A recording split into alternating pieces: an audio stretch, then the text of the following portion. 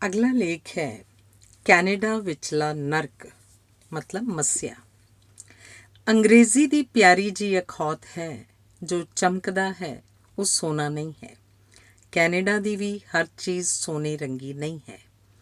हनेरा पक्ष वेखे बिना सुचेत नहीं होया जा सकदा, भावें हनेरा पक्ष पंजाब विचले हनेरे पक्ष तो घੱਟ ही होवे। पर कुछ चलाक किस्म के लोग कैनेडा के पक्ष ਨੂੰ बहुत रोशनी वाला पक्ष दस के जन सधारण लोगों की विश्वास वाली सोच का शोषण करके सब कुछ माया वाली तकड़ी च ਤੋਲ ਦਿੰਦੇ ਹਨ ਤੇ ਇੱਥੇ ਪਹੁੰਚੀ ਲੜਕੀ ਨੂੰ ਸੋਚਣ ਲਈ ਮਜਬੂਰੀ ਵਸ ਕਹਿਣਾ ਪੈਂਦਾ ਹੈ। ਹੁਣ ਮਾਪਿਆਂ ਦਾ ਇੰਨਾ ਪੈਸਾ ਖਰਚਾ ਕੇ ਕੈਨੇਡਾ ਆ ਹੀ ਗਈਆਂ, ਹੁਣ ਕਿਉਂ ਬਾਰ-ਬਾਰ ਮਾਪਿਆਂ ਨੂੰ ਆਪਣੀਆਂ ਤਕਲੀਫਾਂ ਦੀ ਵਿਆਖਿਆ ਕਰਕੇ ਤੰਗ ਕਰਨਾ ਹੈ। ਇੱਕ ਪੱਖ ਕੈਨੇਡਾ ਵਾਲਿਆਂ ਦਾ ਵੀ ਸਾਹਮਣੇ ਆ ਰਿਹਾ ਹੈ। ਇੱਥੋਂ ਇਹ ਸੋਚ ਕੇ ਕਿ ਮੁੰਡੇ ਨੂੰ ਜੇ ਪੰਜਾਬ ਜਾ ਕੇ ਵਿਆਹ ਲਿਆਈਏ ਤੇ ਸ਼ਰੀਫ ਕੁੜੀ ਦਾ ਜੇ ਘਰ 'ਚ ਪੈਰ ਪੈ ਜਾਏ ਤਾਂ ਪਰਿਵਾਰ ਹੋਰ ਵੱਧ ਖੁਸ਼ ਹੋ ਜਾਏਗਾ।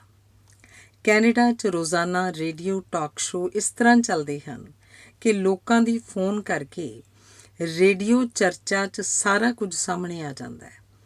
ਪੰਜਾਬ ਦੇ ਪੁਰਾਣੇ ਸਮਿਆਂ 'ਚ ਪਿੰਡਾਂ 'ਚ ਲੋਕ ਚਰਚਾ ਨੂੰ ਖੁੰਡ ਚਰਚਾ ਕਿਹਾ ਜਾਂਦਾ ਸੀ, ਕਿਉਂਕਿ ਸਮਾਜਿਕ ਵਰਤਾਰੇ ਦੀ ਖੁੰਡਾਂ 'ਤੇ ਬੈਠੇ ਲੋਕਾਂ ਦੀ ਟੋਲੀ 'ਚ ਚਰਚਾ ਹੁੰਦੀ ਰਹਿੰਦੀ ਸੀ ਤੇ ਉਹਨਾਂ ਦੀ ਭਵਿੱਖਬਾਣੀ ਸਮਾਜਿਕ ਵਰਤਾਰੇ ਬਾਰੇ 100% ਠੀਕ ਨਿਕਲਦੀ ਸੀ। ਕੈਨੇਡਾ ਦੀ FM ਰੇਡੀਓ ਚਰਚਾ 'ਚ ਜੋ ਕੁਝ ਅੱਖੀਂ ਨਹੀਂ ਵੇਖਿਆ, ਜੋ ਕੁਝ ਅਖਬਾਰਾਂ 'ਚ ਨਹੀਂ ਪੜ੍ਹਿਆ, ਲੋਕਾਂ ਦੀਆਂ ਫੋਨ ਕਾਲਾਂ ਰਾਹੀਂ ਰੇਡੀਓ ਤੋਂ ਚੱਲਦੇ ਟਾਕ ਸ਼ੋ ਰਾਹੀਂ ਪਤਾ ਲੱਗ ਜਾਂਦਾ ਹੈ। ਕੈਨੇਡੀਅਨ ਸਮਾਜ 'ਚ ਤਲਾਕ ਦਰ 45% ਹੈ। ਨਵੰਬਰ ਤੋਂ ਫਰਵਰੀ ਤੱਕ 3-4 ਮਹੀਨੇ ਦਾ ਪੌਣ ਪਾਣੀ ਘਰ, ਦਫ਼ਤਰ ਤੇ ਕਾਰ ਤੋਂ ਬਾਹਰ ਬਰਦਾਸ਼ਤ ਕਰਨ ਤੋਂ ਬਾਹਰ ਹੈ। ਬਜ਼ੁਰਗਾਂ ਦੇ ਜੋੜਾਂ ਦੇ ਦਰਦ, ਖਾਸ ਤੌਰ 'ਤੇ ਗੋਡਿਆਂ ਦੇ, ਪੰਜਾਬ ਤੋਂ ਜ਼ਿਆਦਾ ਹਨ। ਚਮੜੀ ਰੋਗ ਵੀ ਵੱਧ ਸਰਦੀ ਤੇ UVC ਕਿਰਨਾਂ ਕਰਕੇ ਜ਼ਿਆਦਾ ਹਨ। ਕੈਂਸਰ ਦੀ ਮਾਰ ਵੀ ਬਹੁਤ ਉੱਚੀ ਹੈ। ਜੁਰਮ ਦਰਾਂ ਵੀ ਘੱਟ ਨਹੀਂ ਹਨ। ਭਾਵੇਂ ਪੰਜਾਬ 'ਚ ਜੁਰਮਾਂ ਦੀ ਥੋੜ੍ਹੀ ਕਿਸਮ ਵੱਖਰੀ ਹੈ, ਇੱਥੇ ਦੀ ਕਿਸਮ ਵੀ ਸੌਖਿਆਂ ਬਰਦਾਸ਼ਤ ਨਹੀਂ ਹੁੰਦੇ। ਜਿਸ ਤਨ ਲਾਗੈ ਸੋ ਤਨ ਜਾਣੈ। ਅਕਤੂਬਰ 2011 ਦੀ ਵਾਰਦਾਤ ਹੈ। ਪੰਜਾਬ 'ਚੋਂ ਵਿਆਹ ਕੇ ਲਿਆਂਦੀ ਕੁੜੀ ਨੇ ਥੋੜ੍ਹੇ ਦਿਨਾਂ 'ਚ ਹੀ ਆਪਣਾ ਰੰਗ ਇਸ ਤਰ੍ਹਾਂ ਵਿਖਾਇਆ ਕਿ ਪਤੀ ਨੂੰ ਆਤਮਘਾਤ ਲਈ ਮਜਬੂਰ ਕਰ ਦਿੱਤਾ। ਇਹ ਇਕੱਲੀ ਕਹਾਣੀ ਨਹੀਂ ਹੈ। ਜਿਸ ਇਲਾਕੇ 'ਚ ਵਿਦੇਸ਼ ਚਰਚਾ ਚੱਲਦੀ ਰਹਿੰਦੀ ਹੈ, ਉਸ ਇਲਾਕੇ 'ਚ ਨੌਜਵਾਨ ਲੜਕੇ ਲੜਕੀਆਂ ਦੇ ਚੱਲਦੇ ਪ੍ਰੇਮ ਚਰਚਿਆਂ 'ਚ ਵਿਉਂਤਬੰਦੀ ਪਹਿਲਾਂ ਹੀ ਇਸ ਤਰ੍ਹਾਂ ਕਰ ਲਈ ਜਾਂਦੀ ਹੈ। ਮੈਂ ਵਿਦੇਸ਼ ਜਾਊਂ, ਵਿਆਹ ਕਰਵਾ ਕੇ ਉੱਥੋਂ ਦੀ ਸਿਟੀਜ਼ਨਸ਼ਿਪ ਲਊਂ, ਫਿਰ ਤਲਾਕ ਦੇ ਕੇ ਤੈਨੂੰ ਉੱਥੇ ਲਿਜਾਣ ਦਾ ਜੁਗਾੜ ਬਣਾਉਂ, ਬਸ ਮੇਰੇ ਨਾਲ ਵਾਅਦਾ ਕਰ। ਨਾ ਤੂੰ ਉਹਨਾਂ ਚਿਰ ਵਿਆਹ ਕਰਵਾਏਂਗਾ, ਨਾ ਮੈਂ ਆਪਣੇ ਵਾਅਦੇ ਤੋਂ ਮੁਕਰੂੰਗੀ। ਜਿਹੜੀ ਪੌੜੀ ਤੋਂ ਚੜ੍ਹ ਕੇ ਮੈਂ ਵਿਦੇਸ਼ ਜਾਊਂਗੀ, ਉਹ ਪੌੜੀ ਟੁੱਟੇ ਜਾਂ ਪੌੜੀ ਦਾ ਟੰਬਾ ਟੁੱਟੇ, ਆਪਾਂ ਨੂੰ ਕੋਈ ਪਰਵਾਹ ਨਹੀਂ। ਬਸ ਮੈਂ ਤੇਰੀ, ਤੂੰ ਮੇਰਾ ਕਹਿ ਕੇ ਪੰਜਾਬੀ ਕੁੜੀਆਂ ਵਿਆਹ ਕਰਵਾ ਕੇ ਕੈਨੇਡਾ ਆ ਕੇ ਆਪਣਾ ਰੰਗ ਵਿਖਾਉਣ ਲੱਗ ਜਾਂਦੀਆਂ ਹਨ। ਬਰਬਾਦ ਕਿਹੜਾ ਟੱਬਰ ਹੁੰਦਾ ਹੈ, ਕਿਹੜਾ ਬਚਦਾ ਹੈ ਦਾ ਫੈਸਲਾ ਤਾਂ ਭਵਿੱਖ 'ਚ ਵਾਪਰਨ ਵਾਲੀਆਂ ਘਟਨਾਵਾਂ ਹੀ ਕਰਦੀਆਂ ਹਨ। ਲੜਕੇ ਵਾਲੇ ਪੱਖ ਤੋਂ ਵੀ ਸਭ ਕੁਝ ਠੀਕ ਨਹੀਂ ਹੈ। ਜੋ ਸ਼ਰੇਆਮ ਕਰਦੇ ਹਨ, ਲੜਕੇ ਕਰਦੇ ਹਨ। ਜੋ ਲੁਕਵਾਂ ਹੁੰਦਾ ਹੈ, ਲੜਕੀ ਵੱਲੋਂ ਹੁੰਦਾ ਹੈ। ਹਾਲੇ ਤੱਕ ਕਿਸੇ ਲੜਕੀ ਵੱਲੋਂ ਕਿਸੇ ਲੜਕੇ ਨੂੰ ਗੋਲੀ ਮਾਰਨ ਦੀ ਘਟਨਾ ਨਹੀਂ ਪੜ੍ਹੀ ਸੁਣੀ। ਲੜਕੇ ਵੱਲੋਂ ਆਪਣੀ ਗਰਲਫਰੈਂਡ ਨੂੰ, ਆਪਣੀ ਪਤਨੀ ਨੂੰ ਜਾਂ ਸਾਬਕਾ ਪਤਨੀ ਨੂੰ ਗੋਲੀ ਮਾਰਨ ਦੀਆਂ ਘਟਨਾਵਾਂ ਕੈਨੇਡਾ ਦੇ ਅਖਬਾਰਾਂ ਤੇ ਰੇਡੀਓ ਟਾਕ ਸ਼ੋ ਦੀ ਚਰਚਾ ਦਾ ਵਿਸ਼ਾ ਬਣੀਆਂ ਰਹਿੰਦੀਆਂ ਹਨ। ਪਹਿਲਾਂ ਕੈਨੇਡਾ ਦੇ ਕਲਚਰ 'ਚ ਰਚ ਕੇ ਖੁੱਲ੍ਹ ਲੈਣ ਦੀ ਖੁਸ਼ੀ ਮਹਿਸੂਸ ਕੀਤੀ ਜਾਂਦੀ ਹੈ। ਫਿਰ ਇੱਕ ਦੂਸਰੇ ਨੂੰ ਭਰਮਾਉਣ ਲਈ ਵਾਅਦੇ ਕੀਤੇ ਜਾਂਦੇ ਹਨ। ਇੰਨੇ ਚਿਰ ਨੂੰ ਉਸ ਤੋਂ ਵਧੀਆ ਚੋਣ ਹੋਣ ਲੱਗਦੀ ਹੈ। ਪਹਿਲੇ ਵਾਅਦੇ ਤੋਂ ਪਿੱਛੇ ਹਟਿਆ ਜਾਂਦਾ ਹੈ, ਫਿਰ ਈਰਖਾ ਤੇ ਦੁਸ਼ਮਣੀ ਸ਼ੁਰੂ ਹੁੰਦੀ ਹੈ ਤੇ ਫਿਰ ਵਾਰਦਾਤ। ਗੱਲ 29 ਸਤੰਬਰ 2011 ਦੀ ਹੈ। ਮੈਂ ਤਕਰੀਬਨ 1 ਵਜੇ ਲੜਕੇ ਨਾਲ ਬੈਠਾ TV ਵੇਖ ਰਿਹਾ ਸੀ। ਗੱਲਬਾਤ ਵੀ ਚੱਲਦੀ ਸੀ। ਗੋਲੀ ਚੱਲਣ ਦੀ ਆਵਾਜ਼ ਸੁਣੀ। ਸਾਡੀ ਗੱਲਬਾਤ ਰੁਕ ਗਈ। ਰੁਕਣ ਤੋਂ ਬਾਅਦ ਗੋਲੀ ਚੱਲਣ ਬਾਰੇ ਗੱਲ ਹੋਈ। ਜਵਾਬੀ ਗੋਲੀ ਦੀ ਆਵਾਜ਼ ਨਹੀਂ ਸੁਣੀ। ਸਾਡਾ ਅੰਦਾਜ਼ਾ ਸੀ ਇਹ ਗੈਂਗਵਾਰ ਨਹੀਂ ਹੋ ਸਕਦੀ, ਇਹ ਪੁਲਿਸ ਮੁਕਾਬਲਾ ਵੀ ਨਹੀਂ ਹੋ ਸਕਦਾ, ਇਹ ਨਿੱਜੀ ਦੁਸ਼ਮਣੀ ਦੀ ਆਪਸੀ ਲੜਾਈ ਵੀ ਨਹੀਂ ਹੋ ਸਕਦੀ। ਅਗਲੇ ਦਿਨ ਖਬਰ ਛਪ ਗਈ, SFU ਯੂਨੀਵਰਸਿਟੀ ਕੈਂਪਸ 'ਚ ਮੈਪਲ ਬਟਾਲੀਆ ਨਾਂ ਦੀ ਕੁੜੀ ਨੂੰ ਗੋਲੀ ਮਾਰ ਦਿੱਤੀ ਗਈ ਸੀ। ਕੁੜੀ ਬਹੁਤ ਸੋਹਣੀ ਸੀ, ਇੱਕ ਫਿਲਮ 'ਚ ਵੀ ਕੰਮ ਕੀਤਾ ਸੀ, ਮਾਡਲ ਵੀ ਸੀ, ਹਿੰਦੁਸਤਾਨ 'ਚ ਜਨਮੀ ਤੇ 19 ਸਾਲ ਦੀ ਹੋ ਗਈ ਸੀ। ਕੈਨੇਡਾ ਦੀ ਧਰਤੀ 'ਤੇ ਵਾਪਰੀ ਇਸ ਘਟਨਾ 'ਚੋਂ ਕਈ ਗੱਲਾਂ ਚੰਗੀਆਂ ਤੇ ਮੰਦੀਆਂ ਨਿਕਲੀਆਂ। ਮੰਦੀ ਇਹ ਕਿ ਕਤਲ ਦੀ ਵਾਰਦਾਤ ਇੱਥੇ ਆਮ ਹੈ, ਖਾਸ ਕਰਕੇ ਨੌਜਵਾਨ ਲੜਕੀਆਂ ਦੀ। ਚਰਚਾ ਇਹ ਹੈ ਕਿ ਵਾਰਦਾਤ ਇਸ ਲੜਕੀ ਦੇ ਸਾਬਕਾ ਬॉयਫ੍ਰੈਂਡ ਨੇ ਕੀਤੀ। ਕਤਲ ਨੂੰ ਸੌਖਾ ਇਸ ਕਰਕੇ ਮੰਨਿਆ ਜਾਂਦਾ ਹੈ ਕਿਉਂਕਿ ਕਤਲ ਦੀ ਸਜ਼ਾ ਬੜੀ ਮਜ਼ੇਦਾਰ ਹੈ, 5-7 ਸਾਲ, ਉਹ ਵੀ ਵਿਦਿਆਰਥੀਆਂ ਦੀ ਹੋਸਟਲ ਵਰਗੀ। ਕੋਈ ਵਿਦਿਆਰਥੀ ਕਾਤਲ ਹੈ ਤਾਂ ਉਹਨੂੰ ਅਗਲੀ ਪੜ੍ਹਾਈ ਵਾਸਤੇ ਜ਼ਮਾਨਤ ਵੀ ਮਿਲ ਜਾਂਦੀ ਹੈ। ਦੂਸਰੀ ਗੱਲ, ਬॉयਫ੍ਰੈਂਡ ਤੇ ਸਾਬਕਾ ਬॉयਫ੍ਰੈਂਡ ਵਾਲੀ ਗੱਲ ਤਾਂ ਛੱਡੋ, ਆਪਣੇ ਪਤੀ ਤੇ ਸਾਬਕਾ ਪਤੀ ਵਾਲੀ ਗੱਲ ਨੂੰ ਵੀ ਖਾਸ ਨਹੀਂ ਮੰਨਿਆ ਜਾਂਦਾ। ਚੰਗੀਆਂ ਗੱਲਾਂ ਵੀ ਨਿਕਲੀਆਂ, ਆਮ ਲੋਕਾਂ 'ਚ ਜ਼ਿੰਮੇਵਾਰੀ ਦਾ ਅਹਿਸਾਸ ਵਾਲੀ ਗੱਲ। ਨਾਲੋਂ ਨਾਲ ਪੁਲਿਸ ਦੇ ਫ਼ੋਨ ਨੰਬਰ 911 'ਤੇ ਟੈਲੀਫੋਨ ਆਉਣੇ ਸ਼ੁਰੂ ਹੋ ਗਏ, ਉਹ ਵੀ ਸਵੇਰ ਦੇ 1 ਵਜੇ। ਪੁਲਿਸ ਅਧਿਕਾਰੀ ਵੀ ਮੌਕੇ 'ਤੇ ਪਹੁੰਚ ਗਏ। ਹਸਪਤਾਲ ਸਮੇਂ ਸਿਰ ਪਹੁੰਚਾਉਣ ਦੇ ਬਾਵਜੂਦ ਜਾਨ ਬਚਾਈ ਨਾ ਜਾ ਸਕੀ।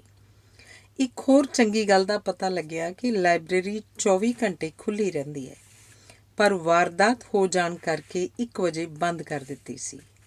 ਇੱਕ ਹੋਰ ਚੰਗੀ ਗੱਲ ਸਾਹਮਣੇ ਆਈ, ਉਹ ਇਹ ਕਿ ਪੁਲਿਸ ਦਾ ਤਹਿਕੀਕਾਤ ਕਰਨ ਦਾ ਆਪਣਾ ਤਰੀਕਾ ਹੈ ਕਿ ਮੁਜਰਮ ਨੂੰ ਭਾਵੇਂ ਉਹ ਕਿਸੇ ਵੀ ਉਮਰ ਦਾ ਹੋਵੇ, ਅਹਿਸਾਸ ਹੋ ਜਾਂਦਾ ਹੈ ਕਿ ਪੁਲਿਸ ਨੇ ਸਾਰੇ ਸਬੂਤ ਇਕੱਠੇ ਕਰ ਲਏ ਹਨ। ਵਰਤੋਂ ਹਰ ਇਲੈਕਟ੍ਰੋਨਿਕ ਸਾਧਨ ਦੀ ਕਰ ਲਈ ਜਾਂਦੀ ਹੈ।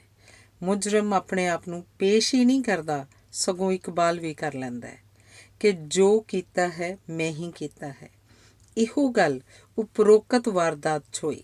ਗੁਰਜਿੰਦਰ ਧਾਲੀਵਾਲ, 19 ਸਾਲ ਦੀ ਉਮਰ, ਕੈਨੇਡਾ 'ਚ ਗੈਰੀ ਧਾਲੀਵਾਲ, ਪਕੜਿਆ ਗਿਆ। ਲੋਕ ਚਰਚਾ ਮੁਤਾਬਕ ਪੇਸ਼ ਹੋ ਗਿਆ। ਪੇਸ਼ ਹੋਣ ਤੋਂ ਬਾਅਦ ਇੱਥੇ ਮੁਜਰਮ ਇਹ ਚਾਹੁੰਦੇ ਹਨ ਕਿ ਕੇਸ ਜਲਦੀ ਚੱਲੇ ਤੇ ਫੈਸਲਾ ਜਲਦੀ ਹੋਵੇ, ਕਿਉਂਕਿ ਫੈਸਲਾ ਹੋਣ ਤੋਂ ਬਾਅਦ ਸਜ਼ਾ ਵਾਲੀ ਜੇਲ੍ਹ ਆਰਾਮਦਾਇਕ ਹੈ ਤੇ ਉਸ ਤੋਂ ਪਹਿਲਾਂ ਵਾਲੀ ਕਸਟਡੀ ਸੁਖਾਵੀਂ ਨਹੀਂ ਹੈ। ਗੈਰੀ ਧਾਲੀਵਾਲ ਦੀ ਵੀ ਪੇਸ਼ ਹੋਣ ਤੋਂ ਬਾਅਦ ਅਖਬਾਰਾਂ ਦੀਆਂ ਸੁਰਖੀਆਂ 'ਚ ਆ ਗਿਆ, ਪਰ ਉਹ ਉਪਰੋਕਤ ਕੇਸ ਦੀ ਥਾਂ ਮੈਪਲ ਬਟਾਲੀਆ ਦੇ ਨਵੇਂ ਬॉयਫ੍ਰੈਂਡ ਨੂੰ ਧਮਕਾਉਣ ਵਾਲਾ ਸੀ। ਖਬਰਾਂ ਇਸ ਤਰ੍ਹਾਂ ਦੀਆਂ ਆਉਂਦੀਆਂ ਰਹਿੰਦੀਆਂ ਹਨ। ਮਕਸਦ ਖਬਰ ਦੀ ਵਿਆਖਿਆ ਦਾ ਨਹੀਂ, ਨਿਚੋੜ ਦਾ ਹੈ। ਨਿਚੋੜ ਇਹ ਹੈ ਕਿ ਕੈਨੇਡਾ 'ਚ ਸਰਕਾਰ ਵੀ ਹੈ, ਕਾਨੂੰਨ ਵੀ ਹੈ, ਕਾਨੂੰਨ ਨੂੰ ਲਾਗੂ ਕਰਨ ਦੀ ਦ੍ਰਿੜਤਾ ਵੀ ਹੈ, ਲੋਕ ਸਹਿਯੋਗ ਵੀ ਹੈ, ਲੋਕ ਚੇਤਨਤਾ ਵੀ ਹੈ। ਬਾਹਰੋਂ ਆਏ ਵਿਦੇਸ਼ੀ ਲੋਕ ਜਦੋਂ ਇੱਥੋਂ ਦੇ ਦੇਸੀ ਬਣ ਜਾਂਦੇ ਹਨ, ਉਹਨਾਂ ਨੂੰ ਕਾਨੂੰਨ ਲਾਗੂ ਕਰਨ ਤੋਂ ਬਾਅਦ ਸਜ਼ਾ ਵਾਲੀ ਗੱਲ ਕਮਜ਼ੋਰ ਜਾਪਦੀ ਹੈ, ਜਿਸ ਕਰਕੇ ਲੜਕੀਆਂ ਆਮ ਕਰਕੇ ਤੇ ਲੜਕੇ ਖਾਸ ਕਰਕੇ ਇਸ ਦਾ ਨਾਜਾਇਜ਼ ਫਾਇਦਾ ਉਠਾ ਰਹੇ ਹਨ। ਜਿਹੜੇ ਮਾਪੇ ਲੜਕੀਆਂ ਨੂੰ ਇਹ ਸਮਝ ਕੇ ਕਿ ਕੈਨੇਡਾ ਸਵਰਗ ਦਾ ਟੁਕੜਾ ਹੈ, ਇੱਥੋਂ ਦੇ ਲੜਕਿਆਂ ਨਾਲ ਸ਼ਾਦੀਆਂ ਕਰ ਰਹੇ ਹਨ, ਉਹਨਾਂ ਨੂੰ ਖਾਸ ਤੌਰ 'ਤੇ ਜਿਨ੍ਹਾਂ ਦੀ ਇੱਥੇ ਕੋਈ ਸਪੋਰਟ ਕਰਨ ਵਾਲੀ ਧਿਰ ਨਹੀਂ ਹੈ ਜਾਂ ਪਹਿਚਾਣ ਨਹੀਂ ਹੈ, ਨੂੰ ਪੂਰੀ ਘੋਖ ਕਰ ਲੈਣ ਤੋਂ ਬਾਅਦ ਹੀ ਫੈਸਲਾ ਕਰਨਾ ਚਾਹੀਦਾ ਹੈ।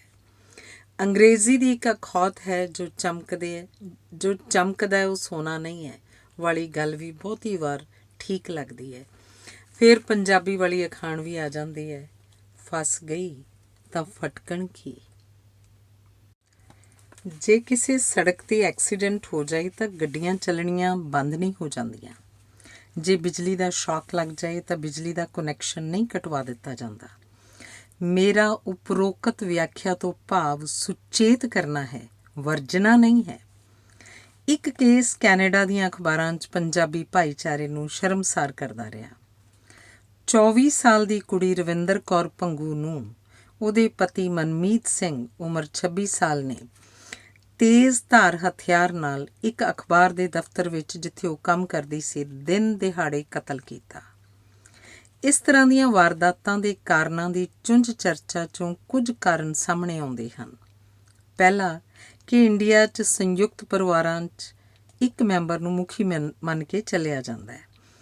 ਭਾਵੇਂ ਸੰਯੁਕਤ ਪਰਿਵਾਰ ਘਟ ਗਏ ਹਨ, ਫਿਰ ਵੀ ਛੋਟੇ ਪਰਿਵਾਰ 'ਚ ਵੱਡੀ ਉਮਰ ਵਾਲੇ ਨੂੰ ਮੁਖੀ ਮੰਨ ਕੇ ਉਹਦਾ ਸਤਿਕਾਰ ਵਜੋਂ ਫੈਸਲਾ ਮੰਨ ਲਿਆ ਜਾਂਦਾ ਹੈ।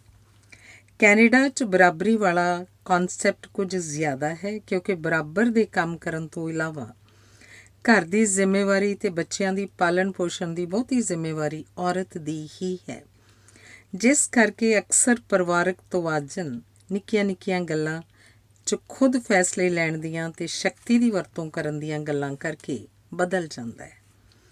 ਦੂਸਰਾ, ਇਮੀਗ੍ਰੇਸ਼ਨ ਦੇ ਇਸ਼ੂ ਕਰਕੇ ਜੇ ਪਰਿਵਾਰ ਦੇ ਇੱਕ ਮੈਂਬਰ ਦੀ ਕੋਈ ਪਰੇਸ਼ਾਨੀ ਹੁੰਦੀ ਹੈ ਤਾਂ ਉਹ ਪੂਰੇ ਪਰਿਵਾਰ ਦੀ ਪਰੇਸ਼ਾਨੀ ਦਾ ਕਾਰਨ ਬਣ ਜਾਂਦੀ ਹੈ। ਵਿਆਹ ਤੋਂ ਬਾਅਦ ਲੜਕੀ ਆਪਣੇ ਪੇਕੇ ਪਰਿਵਾਰ 'ਚੋਂ ਕਿਸੇ ਨੂੰ ਬੁਲਾਉਣਾ ਚਾਹੁੰਦੀ ਹੋਵੇ ਅਤੇ ਲੜਕਾ ਆਪਣੇ ਪਰਿਵਾਰ ਨੂੰ ਪਹਿਲ ਦੇਵੇ ਤਾਂ ਝਗੜੇ ਦਾ ਬੀਜ ਪੈਦਾ ਹੋ ਜਾਂਦਾ ਹੈ। ਤੀਸਰਾ ਇਹ ਕਿ ਇੰਡੀਆ 'ਚ ਸ਼ਾਦੀ ਕਰਨ ਵੇਲੇ ਕਾਫੀ ਘੋਖ ਕਰਨੀ ਸੁਖਾਲੀ ਵੀ ਹੈ ਅਤੇ ਸੰਭਵ ਵੀ ਹੈ। ਵਿਦੇਸ਼ਾਂ 'ਚੋਂ ਗਏ ਲੜਕੇ ਜਾਂ ਲੜਕੀ ਪਰਿਵਾਰ ਵੱਲੋਂ ਸਮੇਂ ਦੀ ਦਿੱਕਤ ਦੀ ਵੀ ਦੁਹਾਈ ਪਾਈ ਜਾਂਦੀ ਹੈ ਅਤੇ ਕੈਨੇਡਾ ਵਿਚਲੇ ਕਿਸੇ ਪੁਆੜੇ 'ਤੇ ਪਰਦਾ ਵੀ ਪਾਇਆ ਜਾਂਦਾ ਹੈ। ਬਾਅਦ ਵਿੱਚ ਸਭ ਕੁਝ ਪ੍ਰਤੱਖ ਹੋਣ ਤੋਂ ਬਾਅਦ ਬੇਚੈਨੀਆਂ ਵੱਧ ਜਾਂਦੀਆਂ ਹਨ। ਇੱਕ ਨਿੱਜੀ ਮੁਲਾਕਾਤ 'ਚ ਇੱਕ ਪਰਿਵਾਰ ਨੇ ਦੱਸਿਆ ਕਿ ਅਸੀਂ ਲੜਕੇ ਦਾ ਪੰਜਾਬ ਜਾ ਕੇ ਵਿਆਹ ਕਰ ਆਏ ਹਾਂ। ਉੱਥੇ ਸਾਡੇ ਨਾਲ ਮੁਲਾਕਾਤ ਸਮੇਂ ਲੜਕੇ ਬਾਰੇ ਸਵਾਲ ਕਰਨ ਦੀ ਥਾਂ ਤਕਰੀਬਨ ਸਭ ਦਾ ਪਹਿਲਾ ਸਵਾਲ ਹੁੰਦਾ ਸੀ, ਮੰਗ ਦੱਸੋ ਕੀ ਹੈ। ਚੌਥਾ ਇਹ ਕਿ ਕੈਨੇਡਾ ਸਰਕਾਰ ਦਾ ਕੈਦੀਆਂ ਪ੍ਰਤੀ ਰਵੱਈਆ ਸਜ਼ਾ ਦੇਣ ਵਾਲਾ ਨਹੀਂ ਹੈ, ਸੁਧਾਰਨ ਵਾਲਾ ਹੈ। ਨਵੇਂ ਤਜਰਬੇ ਚੱਲਦੇ ਰਹਿੰਦੇ ਹਨ। ਓਨਟਾਰੀਓ ਸਟੇਟ 'ਚ ਅਪਰਾਧੀ ਬਿਰਤੀ ਵਾਲਿਆਂ ਨੂੰ ਸੁਧਾਰਨ ਦੇ ਤਰੀਕੇ ਵਜੋਂ ਇੱਕ ਕੈਦੀ ਤੇ ਕੈਦਣ ਨੂੰ ਵਿਆਹ ਕਰਵਾਉਣ ਲਈ ਜੇਲ੍ਹ ਕਾਨੂੰਨਾਂ 'ਚ ਤਰਮੀਮ ਕਰ ਦਿੱਤੀ। ਵਿਆਹ ਹੋ ਗਿਆ। ਦੋਹਾਂ ਨੂੰ ਕੈਦ ਲੰਬੀ ਉਮਰ ਦੀ ਸੀ, 15 ਤੇ 18 ਸਾਲ। ਜੇਲ੍ਹ 'ਚ ਹੀ 3 ਬੱਚੇ ਹੋ ਗਏ। ਕੈਦਣ ਨੇ 2 ਮਾਸਟਰ ਡਿਗਰੀਆਂ ਵੀ ਪ੍ਰਾਪਤ ਕਰ ਲਈਆਂ। ਇਹਨਾਂ ਦਾ ਇਸ਼ਕ 1984 'ਚ ਸ਼ੁਰੂ ਹੋਇਆ ਸੀ। ਹੁਣ ਦੋਨੋਂ ਬਾਹਰ ਆ ਗਏ। ਪ੍ਰੇਮ ਭੂਤ ਉਤਰ ਗਿਆ। ਤਜਰਬਾ ਵੀ ਫੇਲ ਹੋ ਗਿਆ। ਤਲਾਕ ਕੇਸ ਅਦਾਲਤ 'ਚ ਚੱਲ ਰਿਹਾ ਹੈ। ਆਰਥਿਕ ਪੱਖੋਂ ਸੌਖੇ ਪਰਿਵਾਰਾਂ 'ਚ ਔਰਤਾਂ ਨੂੰ ਪੰਜਾਬ ਵਿੱਚ ਵੱਧ ਆਰਾਮ ਅਤੇ ਸਹੂਲਤ ਹੁੰਦੀ ਹੈ, ਕਿਉਂਕਿ ਦੂਸਰੀਆਂ ਸਟੇਟਾਂ 'ਚੋਂ ਆ ਕੇ ਵਸੇ ਪਰਿਵਾਰਾਂ 'ਚੋਂ ਕੰਮ ਵਾਲੀਆਂ ਮਿਲ ਜਾਂਦੀਆਂ ਹਨ। ਕੈਨੇਡਾ 'ਚ ਇਹ ਸਹੂਲਤ ਨਹੀਂ ਹੈ। ਇਸ ਕਰਕੇ ਘਰ ਦੇ ਕੰਮਾਂ ਦੀ ਅਤੇ ਬਾਹਰ ਦੇ ਕੰਮਾਂ ਦੀ ਜ਼ਿੰਮੇਵਾਰੀ ਜਿਸ ਪੰਜਾਬੀ ਕੁੜੀ ਨੂੰ ਨਿਭਾਉਣੀ ਪੈਂਦੀ ਹੈ, ਉਹਨਾਂ 'ਚੋਂ ਬਹੁਤੀਆਂ ਲੜਕੀਆਂ ਮਾਪਿਆਂ ਦੀ ਉਸ ਕਸਵੱਟੀ 'ਤੇ ਪੂਰੀਆਂ ਨਹੀਂ ਉਤਰਦੀਆਂ ਜਿਸ ਮੁਤਾਬਿਕ ਉਹ ਸੋਚ ਰਹੇ ਹੁੰਦੇ ਹਨ ਕਿ ਇੱਕ ਵਾਰੀ ਉੱਥੇ ਜਾ ਕੇ ਡਾਲਰ ਕਮਾਉਣ ਲੱਗ ਜਾਏ ਫਿਰ ਮੌਜਾਂ ਹੀ ਮੌਜਾਂ। ਜੇ ਕਮਾਈ ਹੋ ਵੀ ਜਾਵੇ ਤਾਂ ਵੀ ਬਹੁਤੀਆਂ ਨੂੰ ਉਸ ਨਾਲ ਸੁੱਖ ਪ੍ਰਾਪਤੀ ਦਾ ਸੰਯੋਗ ਨਹੀਂ ਬਣਦਾ। ਕੈਨੇਡਾ 'ਚ ਆਉਣ ਵਾਲੇ ਵੱਖਰੀਆਂ ਕੌਮਾਂ ਦੇ ਆਪਣੀਆਂ ਜੜ੍ਹਾਂ ਨਾਲ ਜੁੜ ਕੇ ਰਹਿਣ ਦੇ ਵੱਖਰੇ ਅਕੀਦੇ ਹਨ। ਚੀਨੀ ਲੋਕ ਕੈਨੇਡਾ 'ਚ ਇਮੀਗ੍ਰੈਂਟ ਬਣਨ ਵੇਲੇ ਆਪਣੀ ਚੀਨ ਵਿਚਲੀ ਜਾਇਦਾਦ ਦੇ ਚਮਚੇ ਤੱਕ ਨੂੰ ਵੇਚ ਆਉਂਦੇ ਹਨ। ਪੰਜਾਬੀ ਭਾਈਚਾਰੇ 'ਚ ਇੱਕ ਵਿਲੱਖਣ ਜਿਹੀ ਪਿਰਤ ਹੈ, ਆਪਣੇ ਵਿਰਸੇ ਅਤੇ ਵਿਰਾਸਤ 'ਚ ਮਿਲੀ ਜ਼ਮੀਨ ਅਤੇ ਹੋਰ ਜਾਇਦਾਦ ਨਾਲ ਜੁੜੇ ਰਹਿਣ ਦੀ ਭਾਵਨਾ। ਵਿਰਸੇ ਨਾਲ ਜੁੜੇ ਰਹਿਣ ਦੀ ਭਾਵਨਾ ਆਪਣੇ ਆਪ 'ਚ ਬਹੁਤ ਉੱਤਮ ਸੱਭਿਅਤਾ ਦੀ ਨਿਸ਼ਾਨੀ ਹੈ, ਪਰ ਆਪਣੀ ਪਿੰਡ ਵਿਚਲੀ ਟੌਰ ਨੂੰ ਬਰਕਰਾਰ ਰੱਖਣਾ ਜਾਂ ਉਹਨੂੰ ਚਮਕਾਉਣ ਲਈ ਕੀਤੇ ਜਾਣ ਵਾਲੇ ਉਪਰਾਲੇ ਕਈ ਵਾਰ ਅਕਸਰ ਹੀ ਕਿਸੇ ਆਪਣੇ ਦੇ ਵਿਸ਼ਵਾਸਘਾਤ ਦਾ ਸ਼ਿਕਾਰ ਹੋ ਜਾਂਦੇ ਹਨ। ਜੇ ਕੈਨੇਡਾ 'ਚ ਰਹਿ ਕੇ ਆਪਣੀ ਪਤਨੀ ਸਮੇਤ ਕੰਮ ਕਰਕੇ ਆਪਣੀਆਂ ਛੁੱਟੀਆਂ ਨੂੰ ਕੰਮ ਦੇ ਲੇਖੇ ਲਾ ਕੇ ਕੀਤੀ ਕਮਾਈ ਨਾਲ ਪਿੰਡ ਵਿਚਲੇ ਮਕਾਨ ਨੂੰ ਕੋਠੀ ਬਣਾ ਕੇ ਅਤੇ ਨਾਲ ਲੱਗਦੀ ਜ਼ਮੀਨ ਨੂੰ ਮਹਿੰਗੇ ਭਾਅ ਖਰੀਦ ਕੇ ਆਪਣਿਆਂ ਦੇ ਹਵਾਲੇ ਕਰਕੇ ਜਦੋਂ ਵੀ ਆਪਣੇ ਕੈਨੇਡਾ ਵਿਚਲੇ ਧੀਆਂ ਪੁੱਤਰਾਂ ਦੇ ਹਵਾਲੇ ਕਰਨ ਦੇ ਇਰਾਦੇ ਨਾਲ ਵੰਡ ਵੰਡਾਈ ਦੀ ਗੱਲ ਚੱਲਦੀ ਹੈ ਤਾਂ ਆਪਣਿਆਂ ਦੇ ਵਿਸ਼ਵਾਸਘਾਤ ਦਾ ਸੇਕ ਬਹੁਤਿਆਂ ਨੂੰ ਝੱਲਣਾ ਪੈਂਦਾ ਹੈ। ਕੈਨੇਡਾ ਵਾਲਿਆਂ ਕੋਲ ਸਮੇਂ ਦੀ ਘਾਟ, ਇੰਡੀਆ ਵਿਚਲੇ ਕਾਨੂੰਨਾਂ ਵਿੱਚ ਲੰਬੇ ਸਮੇਂ ਤੱਕ ਉਲਝਣ ਦੀ ਸਮਰੱਥਾ ਦਾ ਨਾ ਹੋਣਾ ਤੇ ਬਦਲਦੀਆਂ ਪ੍ਰਸਥਿਤੀਆਂ ਜਿਸ ਵਿੱਚ ਕੈਨੇਡਾ ਵਾਲਿਆਂ ਨੂੰ ਪ੍ਰਸ਼ਾਸਨ ਦਾ ਹਰ ਪੱਧਰ ਤੇ ਇਖਲਾਕੀ ਗਿਰਾਵਟ ਦਾ ਸ਼ਿਕਾਰ ਹੋ ਜਾਣ ਦੀ ਸੂਝ-ਬੂਝ ਦੀ ਘਾਟ ਰਹਿ ਜਾਂਦੀ ਹੈ ਦੇ ਨਾਲ ਨਿਬੜਨ ਦੀ ਤਿਆਰੀ ਨਾ ਹੋਣਾ ਇੰਡੀਆ ਵਿਚਲੇ ਆਪਣਿਆਂ ਦਾ ਧੋਖੇ ਵੱਲ ਨੂੰ ਜਾਣ ਵਾਲਾ ਰਸਤਾ ਮੋਕਲਾ ਕਰ ਦਿੰਦੀਆਂ ਹਨ। ਫਿਰ ਕੈਨੇਡਾ ਵਿਚਲੀ ਕਮਾਈ ਨਾਲ ਬਣਾਈ ਜਾਇਦਾਦ ਦਾ ਜਦੋਂ ਇੰਡੀਆ ਵਿਚਲੀ ਕੌਡੀਆਂ ਦੇ ਭਾਅ ਸੋਨੇ ਵਰਗੀ ਜ਼ਮੀਨ ਜਾਂਦੀ ਵੇਖਦੇ ਹਨ ਤਾਂ ਕੈਨੇਡਾ ਵਿਚਲੇ ਸਵਰਗ ਨੂੰ ਨਰਕ ਕਹਿੰਦੇ ਹੋਏ ਆਪਣੇ ਆਪ ਨਾਲ ਗੱਲਾਂ ਕਰਦੇ ਰਹਿੰਦੇ ਲੋਕ ਅਕਸਰ ਹੀ ਸੁਣੇ ਜਾਂਦੇ ਹਨ। ਕੀ ਖੱਟਿਆ ਕੈਨੇਡਾ 'ਚ ਆ ਕੇ। ਇਸ ਤਰ੍ਹਾਂ ਦੀ ਸਥਿਤੀ 'ਚ ਉਲਝੇ ਲੋਕਾਂ ਵਾਸਤੇ ਅਕਸਰ ਹੀ ਸੈਮੀਨਾਰ ਚੱਲਦੇ ਰਹਿੰਦੇ ਹਨ। ਕੈਨੇਡੀਅਨ ਕਮਿਊਨਿਟੀ 'ਚ ਹਰਮਨ ਪਿਆਰੇ ਸੁਖੀ ਬਾਠ ਵੱਲੋਂ NRI ਸੋਲਿਊਸ਼ਨਸ ਲਿਮਿਟਿਡ ਨਾਂ ਦੀ ਸੰਸਥਾ ਕੈਨੇਡਾ 'ਚ ਬੈਠੇ ਲੋਕਾਂ ਦੀਆਂ ਉਪਰੋਕਤ ਕਿਸਮ ਦੀਆਂ ਜਾਇਦਾਦ ਸੰਬੰਧੀ ਸਮੱਸਿਆਵਾਂ ਨਾਲ ਨਿਪਟਣ ਲਈ ਹਾਲੇ ਦਫ਼ਤਰ ਖੋਲ੍ਹਣ ਦੀ ਵਿਉਂਤਬੰਦੀ 'ਚ ਹੀ ਸੀ ਕਿ ਰੇਡੀਓ ਤੇ ਅਖਬਾਰਾਂ ਵਿਚਲੀ ਇਸ਼ਤਿਹਾਰਬਾਜ਼ੀ ਤੋਂ ਬਾਅਦ ਹੀ ਲੋੜਵੰਦਾਂ ਦੀਆਂ ਲਾਈਨਾਂ ਲੱਗ ਗਈਆਂ। ਕੈਨੇਡਾ 'ਚ ਘਰਾਂ 'ਚ ਨੌਕਰ ਰੱਖਣਾ ਕਿਸੇ ਉੱਪਰ ਦੀ ਪੱਧਰ ਦੇ ਸੁਪਨਿਆਂ ਤੋਂ ਵੀ ਪਰਾਂ ਦੀ ਗੱਲ ਹੈ। ਇੰਡੀਆ 'ਚ ਸਧਾਰਨ ਪੱਧਰ ਦੇ ਪਰਿਵਾਰ ਵੀ ਨੌਕਰ ਰੱਖ ਲੈਂਦੇ ਹਨ ਜਾਂ ਛੋਟੇ-ਮੋਟੇ ਕੰਮਾਂ ਲਈ ਆਰਜ਼ੀ ਸੇਵਾਵਾਂ ਲੈ ਲਈਆਂ ਜਾਂਦੀਆਂ ਹਨ। ਕੈਨੇਡਾ 'ਚ ਘਰਾਂ 'ਚ ਨਾ ਕੋਈ ਮਾਲੀ, ਨਾ ਕੱਪੜੇ ਬਰਤਨ ਸਾਫ਼ ਕਰਨ ਵਾਲੀ, ਨਾ ਪ੍ਰੈਸ ਵਾਸਤੇ ਕੱਪੜੇ ਲਿਜਾਣ ਵਾਲੇ, ਨਾ ਘਰ ਆ ਕੇ ਕਾਰਾਂ ਧੋਣ ਵਾਲੇ, ਨਾ ਕਿਸੇ ਦੁਕਾਨ ਤੋਂ ਸਮਾਨ ਦੀ ਹੋਮ ਡਿਲੀਵਰੀ ਕਰਨ ਵਾਲੇ, ਨਾ ਰਸੋਈ ਦਾ ਕੰਮ ਕਰਨ ਵਾਲਾ ਜਾਂ ਵਾਲੀ, ਨਾ ਘਰਾਂ 'ਚ ਆ ਕੇ ਸਬਜ਼ੀ, ਫਰੂਟ, ਕਨਫੈਕਸ਼ਨਰੀ ਸਮਾਨ ਦੇ ਕੇ ਜਾਣ ਵਾਲਾ ਮਿਲਦਾ ਹੈ। ਕਈ ਇਸ ਪੱਖ ਨੂੰ ਇੰਡੀਆ ਦੇ ਮੁਕਾਬਲੇ ਭੈੜਾ ਪੱਖ ਗਿਣਦੇ ਹਨ। ਮੈਂ ਨਿੱਜੀ ਤੌਰ 'ਤੇ ਇਸ ਨੂੰ ਵਧੀਆ ਪੱਖ ਗਿਣਦਾ ਹਾਂ। ਵਧੀਆ ਇਸ ਲਈ ਕਿ ਜੇ ਕੰਮ ਕਰਨ ਵਾਲਿਆਂ ਦੀ ਘਾਟ ਨਾ ਪੈਂਦੀ ਤਾਂ ਬਾਹਰੋਂ ਜਾਣ ਵਾਲਿਆਂ ਦੀ ਕਦਰ ਕਿੱਥੋਂ ਪੈਣੀ ਸੀ। ਇਸੇ ਤਰ੍ਹਾਂ ਸਾਰਾ ਕੰਮ ਕਰਨ ਵਾਲੀਆਂ ਮਸ਼ੀਨਾਂ ਦੀ ਕਾਢ ਕਿਹਨੇ ਕੱਢਣੀ ਸੀ। ਕੱਪੜੇ ਧੋਣ ਵਾਲੀ, ਝਾੜੂ ਲਾਉਣ ਵਾਲੀ, ਬਰਤਨ ਸਾਫ਼ ਕਰਨ ਵਾਲੀ, ਪੈਟਰੋਲ ਨਾਲ ਚੱਲ ਕੇ ਘਾਹ ਕੱਟਣ ਵਾਲੀ ਮਸ਼ੀਨ ਦੀ ਲੋੜ ਕਿਹਨੇ ਮਹਿਸੂਸ ਕਰਨੀ ਸੀ। ਕੈਨੇਡਾ 'ਚ ਕੰਮ ਹੱਥ ਨਾਲ ਕਰਨਾ ਹੈ ਜਾਂ ਦਿਮਾਗ ਨਾਲ। ਘੱਟ ਤੋਂ ਘੱਟ ਤਨਖਾਹ ਨਿਸ਼ਚਿਤ ਹੈ। ਕੰਮ ਦੇ 40 ਘੰਟੇ ਹਫ਼ਤੇ ਦੇ ਤੇ ਪ੍ਰਤੀ ਘੰਟਾ $10.25 ਤਕਰੀਬਨ 550 ਰੁਪਏ ਦੇਣੇ ਹੀ ਪੈਣੇ ਹਨ।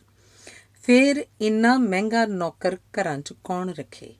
ਕੈਨੇਡਾ 'ਚ ਵੱਧ ਤੋਂ ਵੱਧ ਉਹਨਾਂ ਮਸ਼ੀਨਾਂ ਦੀ ਪੈਦਾਇਸ਼ ਹੋਈ ਵੇਖੀ ਜਾਂਦੀ ਹੈ ਜਿਸ ਨਾਲ ਕੰਮ ਜ਼ਿਆਦਾ ਹੋ ਜਾਏ ਤੇ ਲੇਬਰ ਦੀ ਘੱਟ ਲੋੜ ਪਵੇ। ਵੱਡੇ ਟਰੈਕਟਰਾਂ ਪਿੱਛੇ ਪਾਈਆਂ ਹਾਰਵੈਸਟਰ, ਕੰਬਾਈਨ ਵਰਗੀਆਂ ਘਾਹ ਕੱਟਣ ਵਾਲੀਆਂ ਮਸ਼ੀਨਾਂ, ਆਪੇ ਕਾਰ ਧੋ ਕੇ ਦੇਣ ਵਾਲੀਆਂ ਮਸ਼ੀਨਾਂ, ਕਾਰ ਨੂੰ ਇੱਕ ਸੁਰੰਗ ਜਿਹੀ ਵਿੱਚੋਂ ਦੀ ਬਿਨਾਂ ਕਾਰ 'ਚੋਂ ਬਾਹਰ ਨਿਕਲਿਆਂ ਕੱਢ ਦਿੱਤਾ ਜਾਂਦਾ ਹੈ। ਅੰਦਰ ਲਿਜਾਣ ਤੋਂ ਪਹਿਲਾਂ ਮਸ਼ੀਨ 'ਚ ਕਾਰ ਧੁਆਈ ਦੇ ਪੈਸੇ ਪਾ ਦਿੱਤੇ ਜਾਂਦੇ ਹਨ। ਕਾਰ ਨੂੰ ਚੁਫੇਰਿਓਂ ਤੋਂ ਥੱਲਿਓਂ ਪਾਣੀ ਦੀਆਂ ਚਪੇੜਾਂ ਇਸ ਤਰ੍ਹਾਂ ਪੈਂਦੀਆਂ ਹਨ ਜਿਵੇਂ ਕਾਰ ਕਿਸੇ ਸੁਨਾਮੀ ਲਹਿਰ 'ਚ ਆ ਗਈ ਹੋਵੇ। 2-3 ਮਿੰਟਾਂ 'ਚ ਹੀ ਚੱਲਦੀ ਕਾਰ ਨੂੰ ਚਲਦੀ ਰੱਖ ਕੇ ਬਿਨਾਂ ਕਿਸੇ ਮਾਲਕ ਨੂੰ ਮਿਲਿਆਂ ਕਾਰ ਚਾਲਕ ਬਾਹਰ ਆ ਜਾਂਦਾ ਹੈ। ਸਿੱਕਾ ਪਾ ਕੇ ਦੁਕਾਨ ਤੋਂ ਕੱਪੜੇ ਧੋ ਲਿਆਉਣ ਵਾਲੀਆਂ ਮਸ਼ੀਨਾਂ, ਬਿਨਾਂ ਡਰਾਈਵਰ ਤੇ ਬਿਨਾਂ ਟਿਕਟ ਕੁਲੈਕਟਰ ਦੇ ਚੱਲਣ ਵਾਲੀਆਂ ਸਕਾਈ ਟ੍ਰੇਨਾਂ, ਗਾਰਬੇਜ ਦੇ ਡਰਮ ਮਸ਼ੀਨ ਨਾਲ ਹੀ ਟਰੱਕ 'ਚ ਸੁੱਟ ਕੇ ਖਾਲੀ ਕਰਨ ਵਾਲੀਆਂ ਮਸ਼ੀਨਾਂ ਤੇ ਬਿਨਾਂ ਮੀਟਰ ਰੀਡਰਾਂ ਦੇ ਘਰਾਂ ਦੇ ਮੀਟਰਾਂ ਦੀ ਰੀਡਿੰਗ ਲੈਣ ਵਾਲੀਆਂ ਮਸ਼ੀਨਾਂ ਦੀ ਲੋੜ ਕਿਵੇਂ ਪੈਂਦੀ ਜੇ ਸਸਤੀ ਲੇਬਰ ਆਮ ਮਿਲਦੀ ਹੁੰਦੀ। ਜੇ ਪੈਟਰੋਲ ਪੰਪ ਤੋਂ ਪੈਟਰੋਲ ਵੀ ਪਵਾਉਣ ਜਾਣਾ ਹੋਵੇ ਤਾਂ ਪੈਟਰੋਲ ਵੀ ਆਪ ਹੀ ਪਾਉਣਾ ਪੈਂਦਾ ਹੈ। ਕਿਸੇ ਥਾਂ ਪਾ ਕੇ ਵੀ ਦੇ ਦਿੰਦੇ ਹਨ। ਸਾਲ 'ਚ ਕੁਝ ਮਹੀਨੇ ਮੌਸਮ ਵਧੀਆ ਨਹੀਂ ਹੁੰਦਾ। ਕੁਝ ਥਾਵਾਂ 'ਤੇ ਸਾਰਾ ਸਾਲ ਹੀ ਮੌਸਮ ਵਧੀਆ ਨਹੀਂ ਹੁੰਦਾ। ਜਿਨ੍ਹਾਂ ਥਾਵਾਂ 'ਤੇ ਬਰਫ਼ ਪਈ ਰਹਿੰਦੀ ਹੈ ਜਿਵੇਂ ਉੱਤਰੀ ਕੈਨੇਡਾ ਜਾਂ ਬਰਫਾਨੀ ਤੂਫਾਨ ਜ਼ਿਆਦਾ ਆਉਂਦੇ ਰਹਿੰਦੇ ਹਨ ਉੱਥੇ ਆਬਾਦੀ ਵੀ ਘੱਟ ਇਸੇ ਕਰਕੇ ਹੈ। ਇਸੇ ਕਰਕੇ ਕੈਨੇਡਾ ਦੀ ਆਬਾਦੀ ਘਣਤਾ 3.5 ਵਿਅਕਤੀਆਂ ਦੀ ਗਿਣਤੀ ਪ੍ਰਤੀ ਵਰਗ ਕਿਲੋਮੀਟਰ ਬਣਦੀ ਹੈ। ਜਿਹੜੇ ਹਿੱਸੇ ਰਹਿਣ ਦੇ ਪੱਖੋਂ ਵਧੀਆ ਵੀ ਹਨ ਦੱਖਣੀ ਕੈਨੇਡਾ ਦੇ, ਉੱਥੇ ਵੀ ਨਵੰਬਰ ਤੋਂ ਫਰਵਰੀ ਤੱਕ ਮੌਸਮ ਜ਼ਿਆਦਾ ਠੰਡਾ ਹੁੰਦਾ ਹੈ। ਘਰਾਂ, ਦਫ਼ਤਰਾਂ, ਦੁਕਾਨਾਂ ਤੇ ਵਾਹਨਾਂ 'ਚ ਹੀਟਰ ਚੱਲਦੇ ਹੀ ਰੱਖਣੇ ਪੈਂਦੇ ਹਨ। ਕਈ ਥਾਵਾਂ 'ਤੇ ਜੁਰਮ ਦਰ ਵੀ ਕਾਫੀ ਉੱਚੀ ਹੈ। ਅਗਸਤ 2011 'ਚ ਸਿਰਫ 6 ਕੁ ਲੱਖ ਦੀ ਆਬਾਦੀ ਵਾਲੇ ਸ਼ਹਿਰ ਵਿਨੀਪੈਗ, ਮੋਂਟੀਵਾ ਪ੍ਰੋਵਿੰਸ 'ਚ ਬਲਜਿੰਦਰ ਸਿੰਘ ਸਿੱਧੂ ਉਮਰ 27 ਸਾਲ ਦਾ ਕਤਲ ਇਸ ਸਾਲ 'ਚ 24ਵਾਂ ਕਤਲ ਹੋ ਨਿਬੜਿਆ। ਗੈਂਗਵਾਰ ਕੈਨੇਡਾ ਦੇ ਕੁਝ ਹਿੱਸਿਆਂ 'ਚ ਖਾਸ ਕਰਕੇ ਬ੍ਰਿਟਿਸ਼ ਕੋਲੰਬੀਆ 'ਚ ਚੱਲਦੀ ਰਹਿੰਦੀ ਹੈ, ਠਾਠੂ ਹੁੰਦੀ ਰਹਿੰਦੀ ਹੈ। ਇਸੇ ਸਾਲ 'ਚ ਕੋਕੀਨ ਦੇ ਸਮਗਲਰ ਜਨਾਥਨ ਬੈਕਨ, ਜਿਹੜਾ ਰੈੱਡ ਸਕਾਰਪੀਅਨ ਗੈਂਗ ਨਾਲ ਸੰਬੰਧ ਰੱਖਦਾ ਸੀ, ਕੈਲੋਨਾ ਵਿਖੇ ਗੈਂਗਵਾਰ 'ਚ ਮਾਰਿਆ ਗਿਆ। ਇਹ ਵਾਰਦਾਤ ਅਗਸਤ 2011 'ਚ ਹੋਈ। ਅਗਲੇ ਮਹੀਨੇ ਢੱਕ ਗਰੁੱਪ, ਜਿਹਨੇ ਬੈਕਨ ਮਾਰਿਆ ਸੀ, ਦਾ ਜੁਝਾਰ ਸਿੰਘ ਖੁਨਖੁਨ ਗੋਲੀਬਾਰੀ 'ਚ ਬੁਰੀ ਤਰ੍ਹਾਂ ਸਰੀ 'ਚ ਜ਼ਖਮੀ ਹੋਇਆ। ਜਾਗਰ ਸਿੰਘ, ਬਿੰਦੀ ਜੌਹਲ, ਬਲਰਾਜ, ਸੰਦੀਪ ਪਾਲ, ਮਨਜਿੰਦਰ ਹੈਰਾਨ, ਜਿਨ੍ਹਾਂ ਦਾ ਸਬੰਧ ਢੱਕ ਜਾਂ ਦੁਲੇ ਗਰੁੱਪ ਨਾਲ ਬਣਦਾ ਹੈ, ਨਾਂ ਤੋਂ ਸਪਸ਼ਟ ਹੈ ਕਿ ਇਮੀਗ੍ਰੈਂਟਸ ਵੀ ਇਸ ਤਰ੍ਹਾਂ ਦੇ ਜੁਰਮ 'ਚ ਸ਼ਾਮਲ ਹੋ ਗਏ ਹਨ। ਇਸ ਤੋਂ ਅਗਲੇ ਮਹੀਨੇ ਅਕਤੂਬਰ 2011 'ਚ ਸਰੀ 'ਚ ਹੋਏ ਮੁਕਾਬਲੇ 'ਚ ਢੱਕ ਗਰੁੱਪ ਦਾ ਇੱਕ ਬੰਦਾ ਮਾਰਿਆ ਗਿਆ ਤੇ 2 ਫੱਟੜ ਹੋ ਗਏ। ਕਈ ਭਰਾ ਤੇ ਕਈ ਪਰਿਵਾਰ ਹੀ ਇਸ ਤਰ੍ਹਾਂ ਦੇ ਗੈਂਗਸ ਵਿੱਚ ਸ਼ਾਮਲ ਹੋ ਗਏ ਹਨ। ਬੈਕਨ ਭਰਾ, ਜਿਹੜੇ ਰੈੱਡ ਸਕਾਰਪੀਅਨ ਗੈਂਗ ਦੇ ਮੈਂਬਰ ਸਨ, ਵਿੱਚੋਂ ਜਨਾਥਨ ਬੈਕਨ ਮਾਰਿਆ ਗਿਆ, ਜਰੋਦ ਬੈਕਨ ਤੇ ਜਮੀ ਬੈਕਨ ਫੜਿਆ ਗਿਆ। ਤਿੰਨੇ ਭਰਾ ਇੱਕੋ ਪਰਿਵਾਰ 'ਚੋਂ ਹਨ। ਇਸੇ ਤਰ੍ਹਾਂ ਬੌਬੀ ਸੰਘੇੜਾ, ਨਵਦੀਪ ਸੰਘੇੜਾ, ਸਵਦੀਪ ਸੰਘੇੜਾ ਇੱਕੋ ਪਰਿਵਾਰ 'ਚੋਂ ਹਨ। ਇਹਨਾਂ ਦਾ ਪਿਤਾ ਊਧਮ ਸੰਘੇੜਾ ਵੀ ਇਸੇ ਗਰੁੱਪ 'ਚ ਸ਼ਾਮਲ ਸੀ। ਜੇ ਪਿਛੋਕੜ ਵੱਲ ਜਾਈਏ ਤਾਂ ਗੈਂਗਵਾਰ 'ਚ ਸ਼ਾਮਲ ਤਕਰੀਬਨ ਸਾਰੇ ਮੈਂਬਰਾਂ ਦੀ ਉਮਰ ਵੀ ਘੱਟ ਹੀ ਹੁੰਦੀ ਹੈ ਤੇ ਜੀਵਨ ਯਾਤਰਾ ਵੀ ਬਹੁਤੀ ਲੰਬੀ ਨਹੀਂ ਹੁੰਦੀ। ਹਰ ਦਿਨ ਉਹਨਾਂ ਨੂੰ ਆਪਣਾ ਅਖੀਰਲਾ ਦਿਨ ਲੱਗਦਾ ਰਹਿੰਦਾ ਹੈ। ਇਸ ਗੱਲ ਨੂੰ 32 ਸਾਲ ਦੀ ਉਮਰ 'ਚ ਮਰਨ ਵਾਲੇ ਗੁਰਮੀਤ ਢੱਕ ਨੇ ਮਰਨ ਤੋਂ 4 ਮਹੀਨੇ ਪਹਿਲਾਂ ਕਿਸੇ ਵੀਡੀਓ ਸ਼ਾਟ 'ਚ ਕਿਹਾ ਸੀ। 37 ਸਾਲ ਦਾ ਜਗਦੀਪ ਜੌਲ ਵੀ 6 ਸਤੰਬਰ 2012 ਨੂੰ ਦਿਨ ਦਿਹਾੜੇ ਆਪਣੇ 4 ਸਾਲ ਦੇ ਬੱਚੇ ਤੇ ਪਤਨੀ ਦੇ ਸਾਹਮਣੇ ਗੋਲੀਆਂ ਲੱਗਣ ਨਾਲ ਮਾਰਿਆ ਗਿਆ। ਫਿਲਮ ਪ੍ਰੋਡਿਊਸਰ ਅਮਨ ਖਟਕੜ ਮੁਤਾਬਕ ਕੈਨੇਡਾ ਦੇ ਗੈਂਗਵਾਰ ਨਾਲ ਸੰਬੰਧਿਤ ਇੱਕ ਫਿਲਮ ਮਿਰਜ਼ਾ, ਜਿਹਦੀ ਸ਼ੂਟਿੰਗ ਕੈਨੇਡਾ 'ਚ ਹੀ ਹੋਈ ਹੈ, 2012 ਦੇ ਸ਼ੁਰੂ 'ਚ ਪੂਰੀ ਦੁਨੀਆ 'ਚ ਰਿਲੀਜ਼ ਹੋਈ ਹੈ। ਵੈਨਕੂਵਰ 'ਚ ਆਈਸ ਹਾਕੀ ਦੇ ਸਟੈਨਲੇ ਕੱਪ ਦੇ ਫਾਈਨਲ ਮੈਚ 'ਚ ਜੂਨ 2011 'ਚ ਜੋ ਦੰਗੇ ਫਸਾਦ ਹੋਏ, ਉਹਨਾਂ ਨੂੰ ਪੜ੍ਹ ਕੇ ਕਿਹਾ ਨਹੀਂ ਜਾ ਸਕਦਾ ਕਿ ਕੈਨੇਡਾ 'ਚ ਸਭ ਕੁਝ ਵਧੀਆ ਹੈ। ਲੁੱਟਮਾਰ ਵੀ ਹੋਈ, ਪੁਲਿਸ ਦੀ ਕਾਰ ਵੀ ਸਾੜੀ ਗਈ, 200 ਦੇ ਕਰੀਬ ਲੋਕ ਤੇ ਪੁਲਿਸ ਵਾਲੇ ਫੱਟੜ ਹੋਏ। ਵੀਡੀਓ ਟੇਪਾਂ, ਜਿਹੜੀਆਂ ਕੁੱਲ ਮਿਲਾ ਕੇ 1600 ਘੰਟੇ ਦੀਆਂ ਬਣਦੀਆਂ ਹਨ, ਅਤੇ 10,000 ਡਿਜੀਟਲ ਫੋਟੋਆਂ ਦੀ ਛਾਣਬੀਣ ਚੱਲ ਰਹੀ ਹੈ। ਕੋਕੀਨ ਦੀ ਸਮਗਲਿੰਗ ਕਰਨ ਵਾਲੇ ਗੈਂਗ ਦੇ ਮੈਂਬਰਾਂ ਕੋਲੋਂ, ਜਿਹੜੇ ਬਰੈਂਪਟਨ, ਟੋਰਾਂਟੋ, ਮਿਸੀਸਾਗਾ ਵਗੈਰਾ ਸ਼ਹਿਰਾਂ 'ਚ ਕੰਮ ਕਰਦੇ ਹਨ, ਕਰੋੜਾਂ ਰੁਪਇਆਂ ਦੀ ਕੋਕੀਨ ਫੜੀ ਜਾਣ ਦੀਆਂ ਖਬਰਾਂ ਅਕਸਰ ਛਪਦੀਆਂ ਰਹੀਆਂ ਹਨ।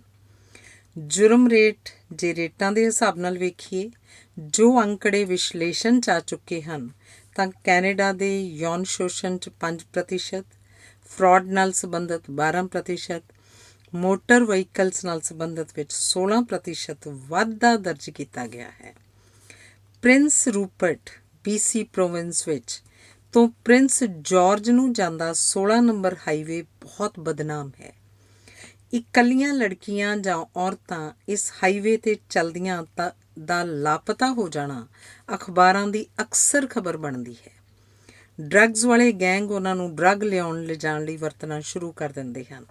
ਉਹਨਾਂ ਦੀ ਭਾਸ਼ਾ 'ਚ ਉਹਨਾਂ ਨੂੰ ਮਿਊਲ ਕਿਹਾ ਜਾਂਦਾ ਹੈ। ਕੈਨੇਡਾ 'ਚ ਵਿਆਹ ਦਾ ਕਨਸੈਪਟ ਹੀ ਬਦਲ ਰਿਹਾ ਹੈ। ਬਹੁ ਕੌਮੀ ਦੇਸ਼ ਬਣ ਗਿਆ, ਬਹੁ ਰੀਤੀ ਰਿਵਾਜ ਵੀ ਕਿਉਂ ਨਾ ਬਣੇ। ਮਰਦਮਸ਼ੁਮਾਰੀ ਦੇ ਅੰਕੜੇ ਦੱਸਦੇ ਹਨ ਕਿ ਔਰਤ ਮਰਦ ਪਤੀ ਪਤਨੀ ਵਾਂਗ ਬਿਨਾਂ ਵਿਆਹ ਕਰਵਾਏ ਹੀ ਰਹਿ ਰਹੇ ਹਨ, ਬੱਚਿਆਂ ਸਮੇਤ ਵੀ ਰਹਿ ਰਹੇ ਹਨ। ਔਰਤ ਨੂੰ ਔਰਤ ਨਾਲ ਵਿਆਹ ਕਰਵਾਉਣ ਦੀ ਵੀ ਪੂਰੇ ਕੈਨੇਡਾ 'ਚ ਖੁੱਲ੍ਹ ਹੈ। ਕੈਨੇਡਾ 'ਚ ਡਾਕਟਰੀ ਇਲਾਜ ਬਹੁਤ ਮਹਿੰਗਾ ਹੈ। ਜੇ ਡਾਕਟਰੀ ਬੀਮਾ ਨਹੀਂ ਕਰਵਾਇਆ, ਜਿਹੜੇ ਕੈਨੇਡੀਅਨ ਸਿਟੀਜ਼ਨ ਨਹੀਂ ਬਣੇ ਉਹਨਾਂ ਨੂੰ ਇਲਾਜ ਕਰਵਾਉਣ ਵੇਲੇ ਨਾਨੀ ਚੇਤੇ ਆ ਜਾਂਦੀ ਹੈ। ਜਿਹੜੇ ਪੱਕੇ ਨਾਗਰਿਕ ਹਨ ਉਹਨਾਂ ਵਿੱਚ ਵੀ ਜੇ ਇਲਾਜ ਇਸ ਤਰ੍ਹਾਂ ਦਾ ਹੈ ਕਿ ਜੇ ਜਾਨ ਦਾ ਖਤਰਾ ਹੈ ਤਾਂ ਫਿਰ ਤਾਂ ਫਟਾਫਟ ਹੀ ਕੀਤਾ ਜਾਂਦਾ ਹੈ, ਅਤੇ ਜੇ ਮਰਨ ਦਾ ਕੋਈ ਖਤਰਾ ਨਹੀਂ ਤਾਂ ਅਪੁਆਇੰਟਮੈਂਟ ਹੀ ਲੈਣੀ ਪੈਂਦੀ ਹੈ।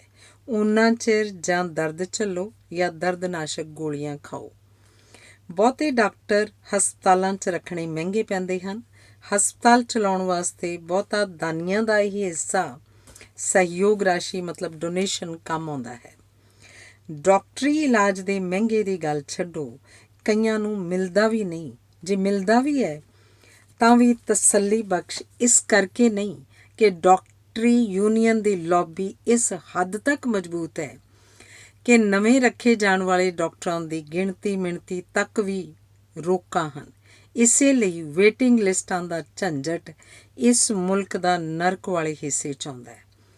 ਟੈਸਟ ਪੂਰੇ ਕੀਤੇ ਬਿਨਾਂ ਇਲਾਜ ਨਹੀਂ ਕੀਤਾ ਜਾਂਦਾ, ਇਹ ਗੱਲ ਤਾਂ ਤਰਕ 'ਤੇ ਵੀ ਪੂਰੀ ਉਤਰਦੀ ਹੈ। ਪਰ ਜੇ ਟੈਸਟਾਂ ਵਾਸਤੇ ਵੀ ਵੇਟਿੰਗ ਲਿਸਟ ਬਣ ਜਾਏ ਤਾਂ ਇਲਾਜ ਹੋਣ ਤੱਕ ਮਰੀਜ਼ ਨੂੰ ਨਹੀਂ ਪਤਾ ਕਿ ਡਾਕਟਰ ਪਹਿਲਾਂ ਮਿਲੇਗਾ ਜਾਂ ਮੌਤ। ਇਹ ਗੱਲ ਜਿਹੜੇ ਕੈਨੇਡਾ ਦੇ ਪੱਕੇ ਨਾਗਰਿਕ ਹਨ ਜਾਂ ਸਿਟੀਜ਼ਨ ਹਨ ਉਹਨਾਂ ਦੀ ਹੈ। ਜਿਹੜੇ ਵਿਜ਼ਿਟਰ ਵੀਜ਼ਾ ਵਾਲੇ ਹਨ ਉਹਨਾਂ ਦਾ ਡਾਕਟਰੀ ਬੀਮਾ ਤਾਂ ਮਜਬੂਰੀ ਵਸ ਕਰਵਾਉਣਾ ਤਾਂ ਪੈਂਦਾ ਹੀ ਹੈ, ਉਹ ਵੀ ਤਕਰੀਬਨ 80-90 ਹਜ਼ਾਰ ਰੁਪਏ ਸਾਲਾਨਾ। ਫਿਰ ਵੀ ਇਲਾਜ ਦਾ ਭਾਅ ਸੁਣ ਕੇ ਪੈਰਾਂ ਥੱਲਿਓਂ ਜ਼ਮੀਨ ਨਿਕਲਦੀ ਹੈ। ਦੰਦ ਕਢਵਾਉਣਾ ਪੈ ਜਾਏ ਤਾਂ ਬੀਮੇ ਦੀ ਧਾਰਾ ਹੇਠ ਤਾਂ ਆਉਂਦਾ ਹੈ ਜੇ 7 ਜਾਂ 7 ਤੋਂ ਵੱਧ ਦੰਦ ਕਢਵਾਉਣੇ ਹੋਣ।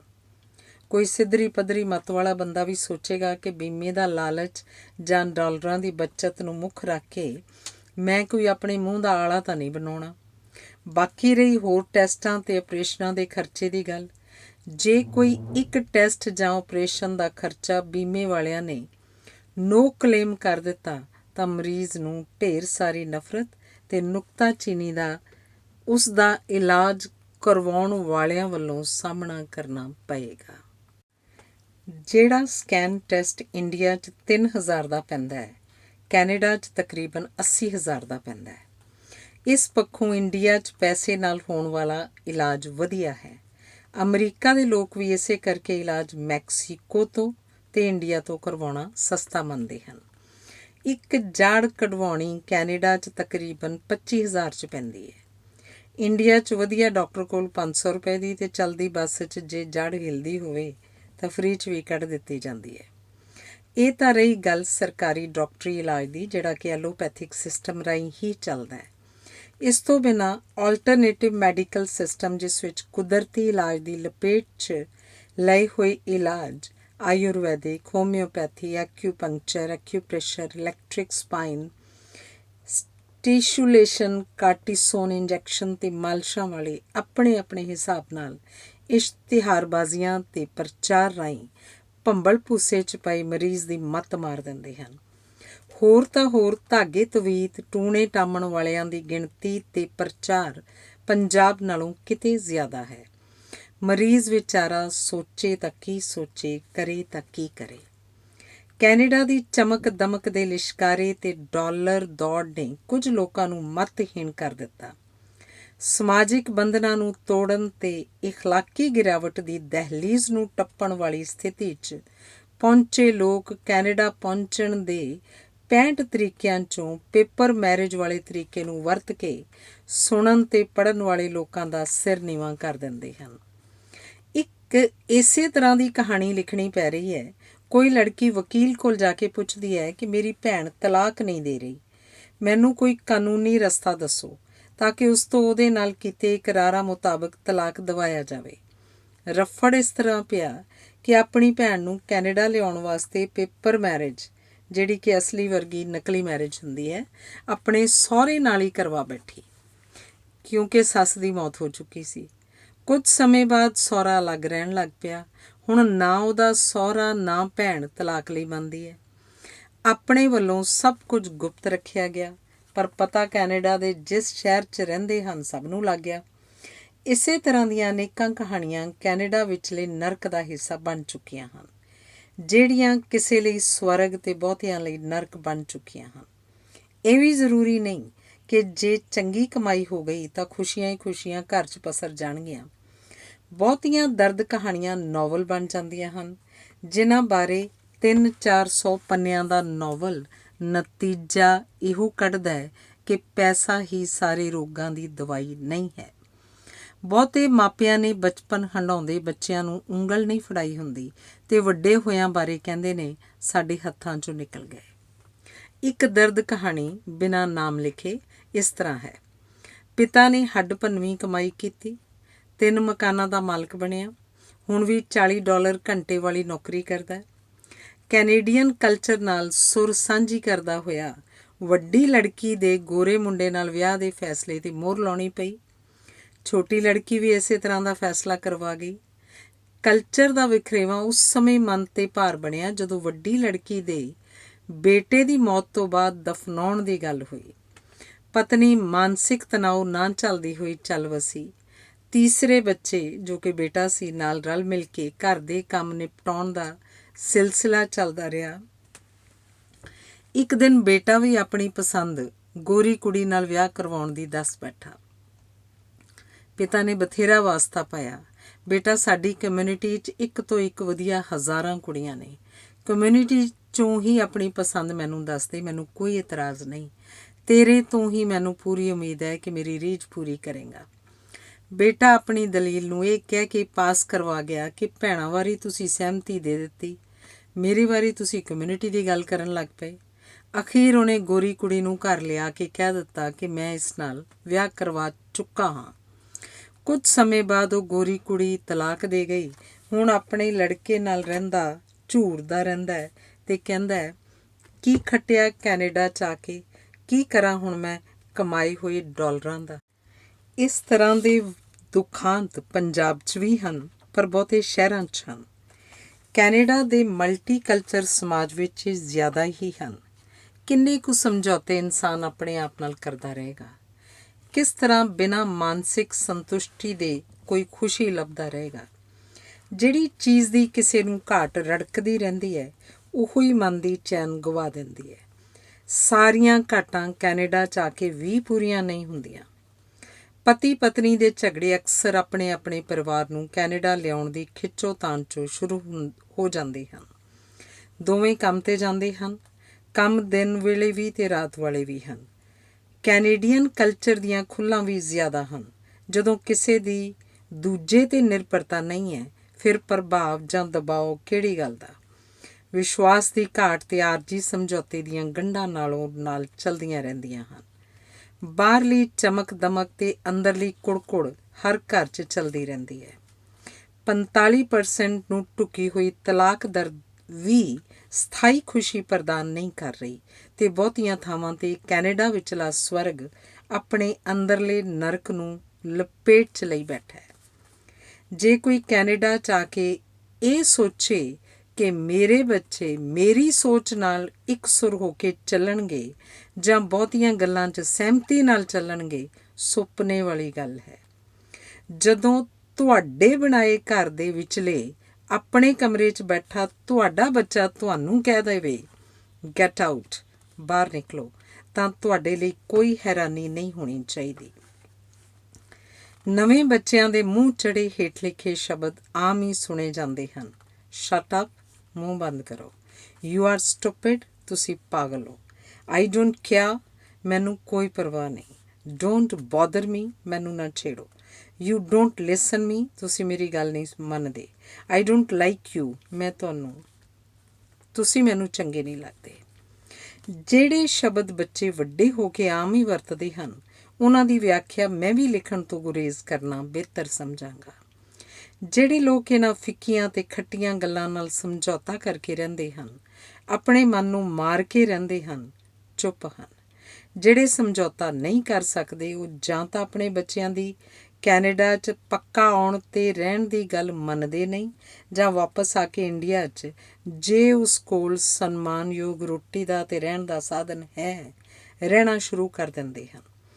ਬਹੁਤ ਸਾਰੇ ਸੀਨੀਅਰ ਸਿਟੀਜ਼ਨ ਸਮਾਜਿਕ ਬੰਧਨਾਂ ਨੂੰ ਸਮਰਪਿਤ ਹੋਏ ਇਸ ਤਰ੍ਹਾਂ ਦੀ ਚੱਕੀ 'ਚ ਪਿਸ ਰਹੇ ਹਨ ਕਿ ਨਾ ਉਹ ਸਮਾਜਿਕ ਰੀਤ ਤੇ ਰਿਸ਼ਤਿਆਂ ਦੀਆਂ ਲਕੀਰਾਂ ਮਿਟਾਉਣਾ ਚਾਹੁੰਦੇ ਹਨ, ਨਾ ਕੈਨੇਡਾ ਦੇ ਸੋਨੇ ਦੇ ਪਿੰਜਰੇ 'ਚ ਬਹਿ ਕੇ ਦਿਨ ਕੱਟੀ ਕਰਨਾ ਚਾਹੁੰਦੇ ਹਨ। ਕਈ ਆਪਣੇ ਦੁੱਖ ਦੱਸਦੇ ਦੱਸਦੇ ਰੋ ਪੈਂਦੇ ਹਨ। ਜਿਨ੍ਹਾਂ ਨੂੰ ਆਮ ਲੋਕ ਮਾਨਸਿਕ ਬਿਮਾਰੀ ਦਾ ਸ਼ਿਕਾਰ ਰੱਖਦੇ ਹਨ, ਉਹਨਾਂ ਨਾਲ ਹਰ ਇੱਕ ਦਾ ਹਰ ਵਰਤਾਓ ਡਾਲਰਾਂ ਦੀ ਤੱਕੜੀ 'ਚ ਤੋਲ ਕੇ ਕੀਤਾ ਜਾਂਦਾ ਹੈ। ਬਹੁਤੇ ਪਿੰਡਾਂ 'ਚੋਂ ਆਏ, ਘੱਟ ਪੜ੍ਹੇ ਅਤੇ ਆਪਣੇ ਆਪ ਨੂੰ ਕਿਸੇ ਹੋਰ ਰੁਝੇਵੇਂ 'ਚ ਨਾ ਢਾਲ ਸਕਣ ਵਾਲੇ ਲੋਕ ਸਵੇਰੇ ਸ਼ਾਮ ਧਾਰਮਿਕ ਥਾਵਾਂ 'ਤੇ ਜਾ ਕੇ ਸ਼ਾਂਤੀ ਭਾਲਦੇ ਹਨ ਜਾਂ ਇੱਕ ਦੂਜੇ ਨਾਲ ਆਪਣੀਆਂ ਦਰਦ ਕਹਾਣੀਆਂ ਸਾਂਝੀਆਂ ਕਰਕੇ ਸਕੂਨ ਲੱਭਦੇ ਹਨ। ਹਾਂ, ਪੁਰਾਣੇ ਕੈਨੇਡਾ ਗਏ ਹੋਏ ਬਜ਼ੁਰਗਾਂ ਦੀਆਂ ਪੈਨਸ਼ਨਾਂ, ਜਿਹੜੀਆਂ ਕਿ 10 ਸਾਲ ਬਾਅਦ ਅਤੇ 65 ਸਾਲ ਦੀ ਉਮਰ ਪੂਰੀ ਕਰਨ ਤੋਂ ਬਾਅਦ ਪਤੀ ਪਤਨੀ ਦੀ ਤਕਰੀਬਨ 1 ਲੱਖ ਬਣਦੀ ਹੈ, ਡਾਲਰਾਂ ਵਾਲੀ ਤੱਕੜੀ ਦਾ ਤਵਾਜ਼ਨ ਠੀਕ ਕਰ ਦਿੰਦੀਆਂ ਹਨ।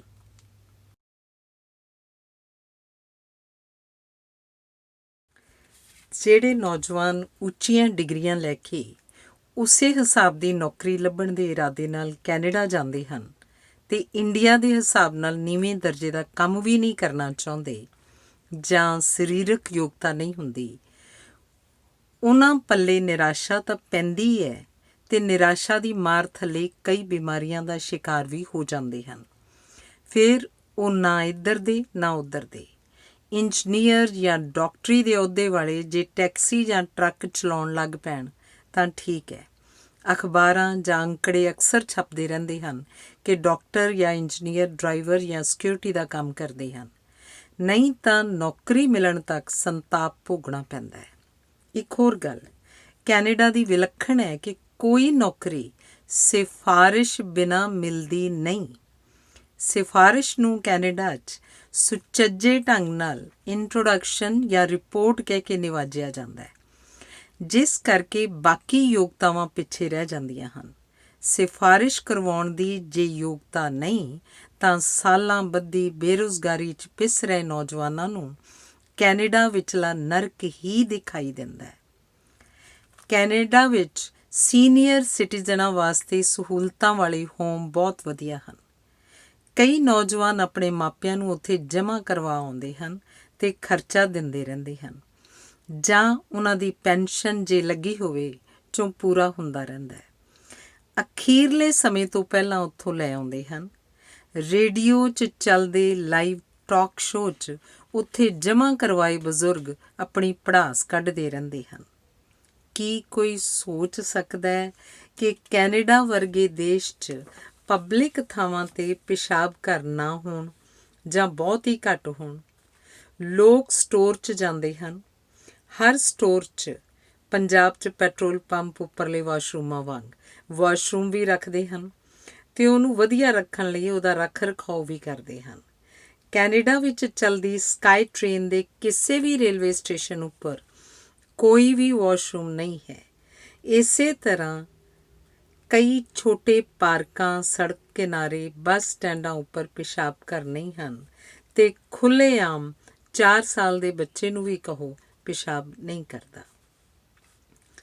ਕੈਨੇਡਾ 'ਚ ਬਾਹਰੋਂ ਗਏ ਬੱਚਿਆਂ ਨੂੰ, ਖਾਸ ਤੌਰ 'ਤੇ 15 ਤੋਂ 25 ਸਾਲ ਤੱਕ ਦੇ ਨੌਜਵਾਨ ਬੱਚਿਆਂ ਨੂੰ ਜਿਹੜੀਆਂ ਖੁੱਲ੍ਹਾਂ ਕੈਨੇਡੀਅਨ ਸਮਾਜ 'ਚ ਮਿਲਦੀਆਂ ਹਨ, ਉਹਨਾਂ ਦੀਆਂ ਬਹੁਤ ਥਾਵਾਂ 'ਤੇ ਗਲਤ ਵਰਤੋਂ ਕਰ ਜਾਂਦੇ ਹਨ। ਨਸ਼ੇ ਦੀ ਵਰਤੋਂ ਕਿਸੇ ਵੀ ਦੇਸ਼ ਦੇ, ਕਿਸੇ ਵੀ ਕੌਮ ਦੇ ਕੈਨੇਡਾ 'ਚ ਰਹਿੰਦੇ ਨੌਜਵਾਨ ਵਰਗ ਵੱਲੋਂ ਘੱਟ ਨਹੀਂ ਕੀਤੀ ਜਾਂਦੀ। ਕੈਨੇਡਾ 'ਚ ਬਾਹਰਲੇ ਇਮੀਗਰੈਂਟਸ ਵਿੱਚੋਂ, ਉਹਨਾਂ ਕਮਿਊਨਿਟੀਜ਼ ਵਿੱਚੋਂ ਜਿਨ੍ਹਾਂ 'ਚ ਲੜਕੀਆਂ ਸ਼ਰਾਬ ਦੀ ਵਰਤੋਂ ਨਹੀਂ ਕਰਦੀਆਂ ਨੂੰ ਇੱਥੇ ਆ ਕੇ ਸਮਝੌਤੇ ਕਰਨੇ ਔਖੇ ਹੋ ਜਾਂਦੇ ਹਨ। ਸ਼ਰਾਬ ਦੇ ਠੇਕਿਆਂ 'ਚ ਡਰਾਈ ਜਿਨ, ਵੋਦਕਾ, ਵਾਈਨ ਦੀ ਵਰਤੋਂ ਅਤੇ ਨੌਜਵਾਨ ਲੜਕੀਆਂ ਵੱਲੋਂ ਕੀਤੀ ਜਾਂਦੀ ਖਰੀਦ ਆਮ ਵੇਖਣ ਨੂੰ ਮਿਲਦੀ ਹੈ। ਪੀਤੀ ਦਾ ਪਤਾ ਉਦੋਂ ਹੀ ਲੱਗਦਾ ਹੈ ਜਦੋਂ ਡੋਜ਼ ਥੋੜ੍ਹਾ ਜ਼ਿਆਦਾ ਹੋ ਜਾਏ, ਬੱਚੇ ਨਾਬਾਲਗ ਹੋਣ ਤਾਂ ਪੁਲਿਸ ਵੱਲੋਂ ਟਿਕਟ ਮਿਲ ਜਾਂਦੀ ਹੈ। ਇੰਡੀਆ ਵਿੱਚ ਉੱਚੇ ਰੁਤਬੇ 'ਤੇ ਕੰਮ ਕਰਨ ਵਾਲਿਆਂ ਨੂੰ ਨੌਕਰੀ ਤੋਂ ਰਿਟਾਇਰਮੈਂਟ ਲੈ ਕੇ ਜਾਂ ਨੌਕਰਾਂ ਤੋਂ ਕੰਮ ਕਰਵਾਉਣ ਵਾਲਿਆਂ ਨੂੰ ਕੈਨੇਡਾ 'ਚ ਜਾ ਕੇ ਜਦੋਂ ਆਪ ਕੰਮ ਕਰਨਾ ਪੈਂਦਾ ਹੈ ਤਾਂ ਉਹਨਾਂ 'ਚ ਆਪਣੇ ਆਪ 'ਚ ਇੱਕ ਹੀਣ ਭਾਵਨਾ ਜਿਹੀ ਰਹਿੰਦੀ ਹੈ, ਭਾਵੇਂ ਪੈਸੇ ਪੂਰੇ ਮਿਲਦੇ ਹੋਣ। ਜਿਸ ਤਰ੍ਹਾਂ ਪੰਜਾਬ 'ਚ ਜੱਟਾਂ 'ਚ ਇੱਕ ਉੱਚੀ ਭਾਵਨਾ, ਸੁਪੀਰੀਅਰਿਟੀ ਕੰਪਲੈਕਸ ਹੁੰਦੀ ਹੈ, ਜੇ ਉਹ ਕੈਨੇਡਾ 'ਚ ਜਾ ਕੇ ਉਸੇ ਤਰ੍ਹਾਂ ਬਰਕਰਾਰ ਰਹਿੰਦੀ ਹੈ ਤਾਂ ਕਈ ਵਾਰ ਪਰੇਸ਼ਾਨੀਆਂ ਦਾ ਸਾਹਮਣਾ ਕਰਨਾ ਪੈ ਜਾਂਦਾ ਹੈ।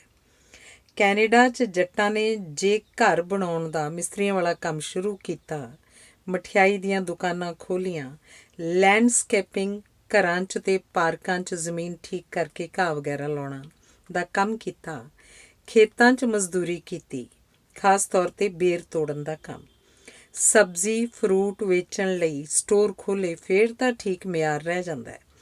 ਜਦੋਂ ਇਸ ਤੋਂ ਨੀਵੇਂ ਪੱਧਰ ਦਾ ਪੰਜਾਬ ਦੇ ਹਿਸਾਬ ਨਾਲ ਕੰਮ ਕਰਦੇ ਹਨ ਤੇ ਆਪਣੇ ਮਨ ਦੇ ਪੱਧਰ ਨੂੰ ਸਰੀਰਕ ਕੰਮ ਨਾਲ ਇਕਸੁਰ ਨਹੀਂ ਕਰਦੇ ਤਾਂ ਪਰੇਸ਼ਾਨੀ ਦਾ ਸਾਹਮਣਾ ਕਰਨਾ ਪੈਂਦਾ ਹੈ।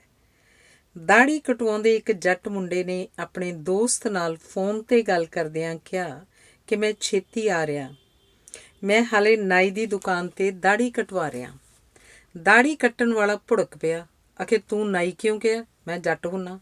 ਉਹਨੇ ਅੱਗੋਂ ਗਾਲ ਜੀ ਕੱਢ ਕੇ ਕਹਿ ਦਿੱਤਾ, ਸਾਲਿਓ ਫਿਰ ਜੱਟਾਂ ਵਾਲੇ ਕੰਮ ਕਰੋ, ਮੈਂ ਡਰਾਈਵਰੀ ਕਰਦਾ ਅਤੇ ਟੌਰ ਨਾਲ ਕਹਿਣਾ ਕਿ ਮੈਨੂੰ ਜਿੰਨੀ ਵਾਰੀ ਮਰਜ਼ੀ ਡਰਾਈਵਰ ਕਹਿ ਲਓ।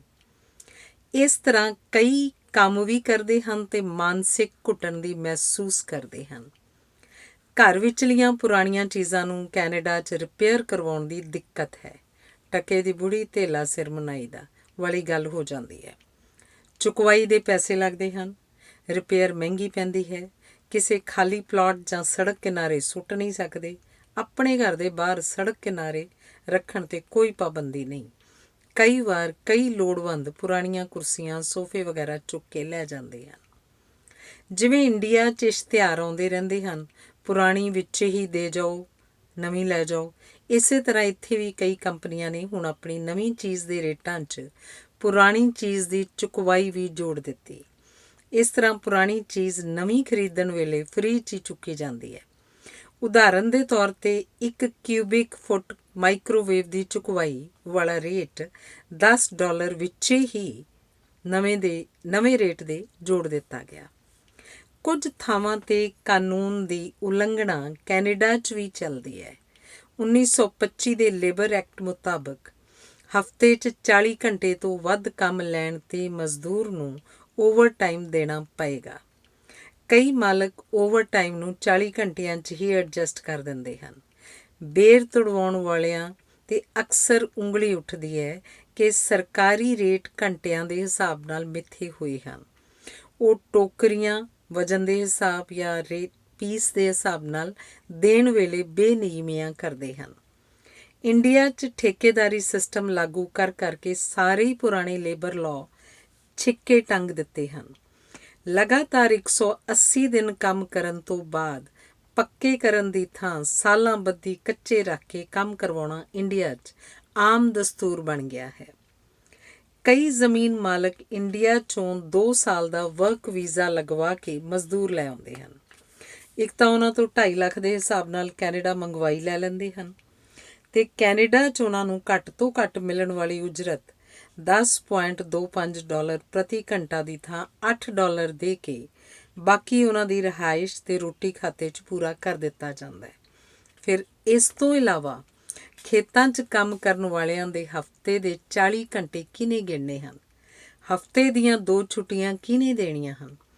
ਮਜ਼ਦੂਰ ਦੀ ਅਤੇ ਮਾਲਕ ਦੀ ਆਪਸੀ ਸਹਿਮਤੀ ਜੇ ਮਜ਼ਦੂਰ ਦੀ ਮਜਬੂਰੀ ਵਸ ਹੋ ਗਈ ਤਾਂ ਕਿਸੇ ਬਾਹਰਲੇ ਇਨਸਾਨ ਜਾਂ ਸਰਕਾਰ ਦੀ ਦਖਲ ਅੰਦਾਜ਼ੀ ਦੀ ਕੋਈ ਗੁੰਜਾਇਸ਼ ਨਹੀਂ ਰਹਿ ਜਾਂਦੀ।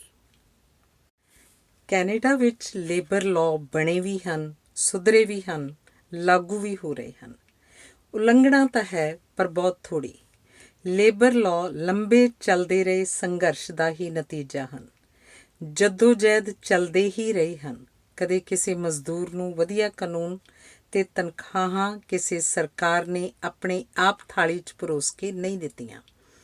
ਕੈਨੇਡਾ 'ਚ ਹਰ ਤਰ੍ਹਾਂ ਦੇ ਸੁਧਾਰ ਕਰਵਾਉਣ ਵਾਸਤੇ ਵੀ ਲੋਕ ਲਹਿਰਾਂ ਚੱਲਦੀਆਂ ਰਹੀਆਂ ਹਨ। 1970 ਤੋਂ ਬਾਅਦ ਨਸਲੀ ਵਿਤਕਰੇ ਤਹਿਤ ਇਮੀਗ੍ਰੈਂਟਸ ਨਾਲ ਬਦਸਲੂਕੀ ਹੋਣੀ ਸ਼ੁਰੂ ਹੋਈ। 1973 'ਚ ਇਸ ਖਿਲਾਫ ਜਥੇਬੰਦਕ ਸੰਘਰਸ਼ ਡਿਫੈਂਸ ਕਮੇਟੀਆਂ ਬਣਾ ਕੇ ਹੋਇਆ। ਲੋਕ ਕਲਾਕਾਰ ਦਲਜੀਤ ਸਿੰਘ ਕਲਿਆਣਪੁਰੀ ਅਤੇ ਕਾਮਰੇਡ ਹਰਦਿਆਲ ਸਿੰਘ ਬੈਂਸ, ਗੁਰਮੇਲ ਥੰਬੀ, ਹਰਬੰਸ ਚੀਮਾ ਦਾ ਅਹਿਮ ਰੋਲ ਰਿਹਾ। ਸੱਭਿਆਚਾਰਕ ਪ੍ਰੋਗਰਾਮਾਂ ਤੇ ਖੇਡਾਂ ਰਾਹੀਂ ਲੋਕ ਚੇਤਨਾ ਪੈਦਾ ਕੀਤੀ ਗਈ। ਲੋਕ ਆਵਾਜ਼ ਬੁਲੰਦ ਹੁੰਦੀ ਰਹੀ, ਸਰਕਾਰ ਕੰਨੀ ਆਵਾਜ਼ ਵੀ ਪਹੁੰਚਦੀ ਰਹੀ ਤੇ ਨਸਲੀ ਵਿਤਕਰਾ ਵੀ ਚੱਲਦਾ ਰਿਹਾ। ਜਿਸ ਖਿਲਾਫ ਸੰਘਰਸ਼ ਕਰਨ ਦੀ ਲੋੜ ਰਹੀ ਹੈ, ਨਸਲੀ ਵਿਤਕਰਾ ਹੁਣ ਨਾ ਮਾਤਰ ਰਹਿ ਗਿਆ। ਭਾਵੇਂ ਮਸਾਜ ਸੈਂਟਰ ਖੋਲ੍ਹਣ ਦੀ ਲਾਇਸੈਂਸ ਫੀਸ ਕੈਨੇਡਾ ਸਰਕਾਰ ਨੇ ਕਾਫੀ ਉੱਚੀ ਰੱਖੀ ਹੋਈ ਹੈ, ਫਿਰ ਵੀ ਮਸਾਜ ਸੈਂਟਰਾਂ ਦੇ ਨਾਂ ਥੱਲੇ ਕਾਫੀ ਕੁਝ ਇਤਰਾਜ਼ਯੋਗ ਕੰਮ ਦੀਆਂ ਖਬਰਾਂ ਆਉਂਦੀਆਂ ਰਹਿੰਦੀਆਂ ਹਨ। ਕੈਨੇਡਾ ਵਿੱਚੋਂ ਦੀ ਸਾਰ ਪਾਰ ਲੰਘਣਾ ਹੋਵੇ, 4 ਵਾਰ ਘੜੀ ਦਾ ਸਮਾਂ ਬਦਲਣ ਵਾਲਾ ਝੰਜਟ ਵੀ ਠੀਕ ਨਹੀਂ। ਬੱਚਿਆਂ ਨੂੰ ਸੰਭਾਲਣ ਵਾਸਤੇ ਕੈਨੇਡਾ 'ਚ ਮਾਪਿਆਂ ਵੱਲੋਂ ਪੂਰਾ ਸਮਾਂ ਨਹੀਂ ਦਿੱਤਾ ਜਾਂਦਾ, ਕਿਉਂਕਿ ਪਤੀ ਤੇ ਪਤਨੀ ਨੂੰ ਯੋਗਤਾ ਮੁਤਾਬਕ ਕੰਮ ਮਿਲ ਹੀ ਜਾਂਦਾ ਹੈ। ਸਾਂਝੇ ਪਰਿਵਾਰ ਕੈਨੇਡਾ 'ਚ ਵੀ ਨਹੀਂ, ਇੰਡੀਆ 'ਚ ਵੀ ਬਹੁਤੇ ਨਹੀਂ ਰਹੇ। ਬੱਚਾ ਇਸੇ ਕਰਕੇ ਥੋੜ੍ਹਾ ਜਿਹਾ ਲੇਟ ਬੋਲਣ ਲੱਗਦਾ ਹੈ। ਬੱਚੇ ਨੂੰ ਇਕੱਲੇ ਨੂੰ ਘਰ ਛੱਡ ਕੇ ਜਾ ਨਹੀਂ ਸਕਦੇ। ਕੰਮ ਤੋਂ ਥੱਕੇ ਮਾਪਿਆਂ ਕੋਲ ਬੱਚੇ ਲਈ ਸਮਾਂ ਘੱਟ ਹੁੰਦਾ ਹੈ।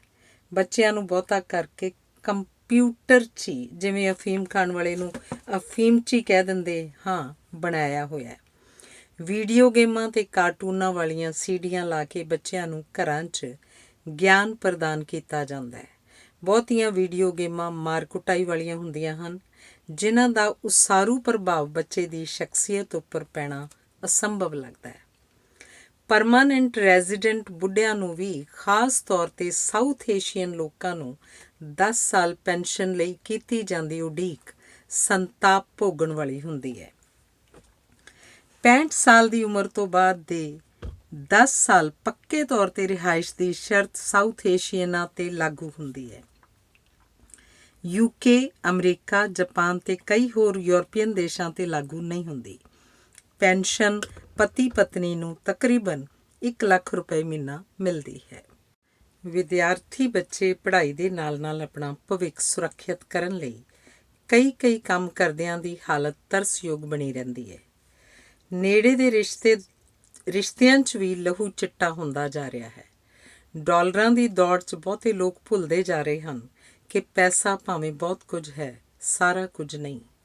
ਕੈਨੇਡਾ 'ਚ ਬਹੁਤੇ ਲੋਕ ਜਿਉਣ ਦਾ ਸਮਾਨ ਇਕੱਠਾ ਕਰਦੇ ਕਰਦੇ ਜਿਉਣਾ ਹੀ ਭੁੱਲਦੇ ਜਾ ਰਹੇ ਹਨ।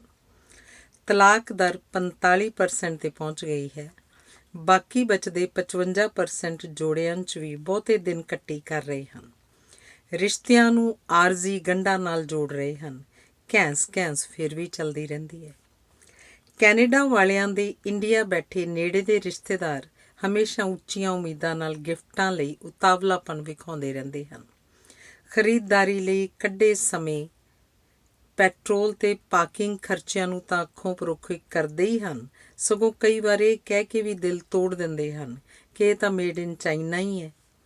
ਮੇਡ ਇਨ ਚਾਈਨਾ ਦੀ ਵਿਆਖਿਆ ਇਸੇ ਕਿਤਾਬ 'ਚ ਹੋਰ ਪੰਨਿਆਂ 'ਤੇ ਦਰਜ ਹੈ। ਕੈਨੇਡਾ ਵਿੱਚ ਡਰੱਗੀ, ਨਸ਼ੇੜੀ ਲੜਕੇ ਵੀ ਹਨ, ਲੜਕੀਆਂ ਵੀ ਹਨ। ਕਿਤੇ ਭਿਖਾਰੀ ਵੀ ਹਨ, ਕਲਾ ਵੇਚਣ ਵਾਲੇ ਵੀ ਹਨ। ਇੰਡੀਆ 'ਚ ਬੱਸ ਜਾਂ ਰੇਲ ਗੱਡੀ 'ਚ ਤੂੰਬੀ 'ਤੇ ਗਾ ਕੇ ਕਲਾ ਵੇਚਦੇ ਹਨ। ਕੈਨੇਡਾ 'ਚ ਕਿਸੇ ਕਿਨਾਰੇ ਕੋਈ ਗਿਟਾਰ ਵਜਾ ਰਹੇ, ਕੋਲ ਛੋਟਾ ਜਿਹਾ ਬਰੀਫ ਕੇਸ ਖੋਲ੍ਹ ਕੇ ਰੱਖਿਆ ਹੁੰਦਾ ਹੈ ਸਿੱਕੇ ਸੁੱਟਣ ਲਈ। ਕਈ ਚੁਰਾਹਿਆਂ 'ਚ ਗੱਤੇ ਦੀ ਤਖਤੀ ਲੈ ਕੇ ਉੱਪਰ ਲਿਖ ਕੇ ਕਿ ਮੈਂ ਬੇਘਰਾ ਹਾਂ, ਮੇਰੀ ਮਦਦ ਕਰੋ, ਖੜੇ ਮੰਗਤੇ ਵੇਖੇ। ਸ਼ਰਾਬ ਦੇ ਠੇਕੇ ਕੋਲ ਖੜੇ ਮੰਗਤੇ ਬੀਅਰ ਦੀ ਬੋਤਲ ਜੋਗੇ ਡਾਲਰ ਮੰਗਦੇ ਵੇਖੇ। ਸਿਗਰਟਾਂ ਦੇ ਟੋਟੇ ਇਕੱਠੇ ਕਰਦੇ ਕਈ ਨਸ਼ੇੜੀ ਅਕਸਰ ਗੋਰੇ ਵੇਖਣ ਨੂੰ ਰੋਜ਼ ਹੀ ਮਿਲ ਜਾਂਦੇ ਹਨ। ਜਿਹੜੇ ਮਾਪੇ ਰੋਟੀ ਲਈ ਨਿਰਭਰ ਹੁੰਦੇ ਹਨ, ਉਹਨਾਂ ਨੂੰ ਹਰ ਛੋਟੀ ਗੱਲ 'ਤੇ ਡਾਂਟ ਖਾਣੀ ਪੈਂਦੀ ਹੈ। ਉਹਨਾਂ ਨੂੰ ਫਾਲਤੂ ਬੋਝ ਮੰਨ ਲਿਆ ਜਾਂਦਾ ਹੈ।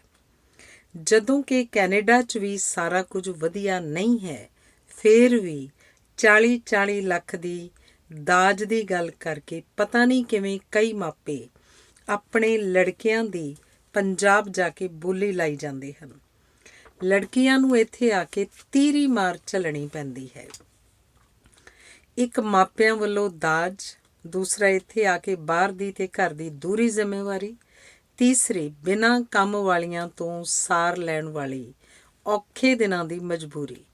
ਇਹਨਾਂ ਗੱਲਾਂ ਦੇ ਬਾਵਜੂਦ ਜੇ ਬਿਨਾਂ ਨਸ਼ੇ ਕਰਨ ਵਾਲਾ ਲੜਕਾ ਕੋਈ ਮਿਲ ਜਾਏ ਤਾਂ ਉਹਦੀ ਖੁਸ਼ਕਿਸਮਤੀ।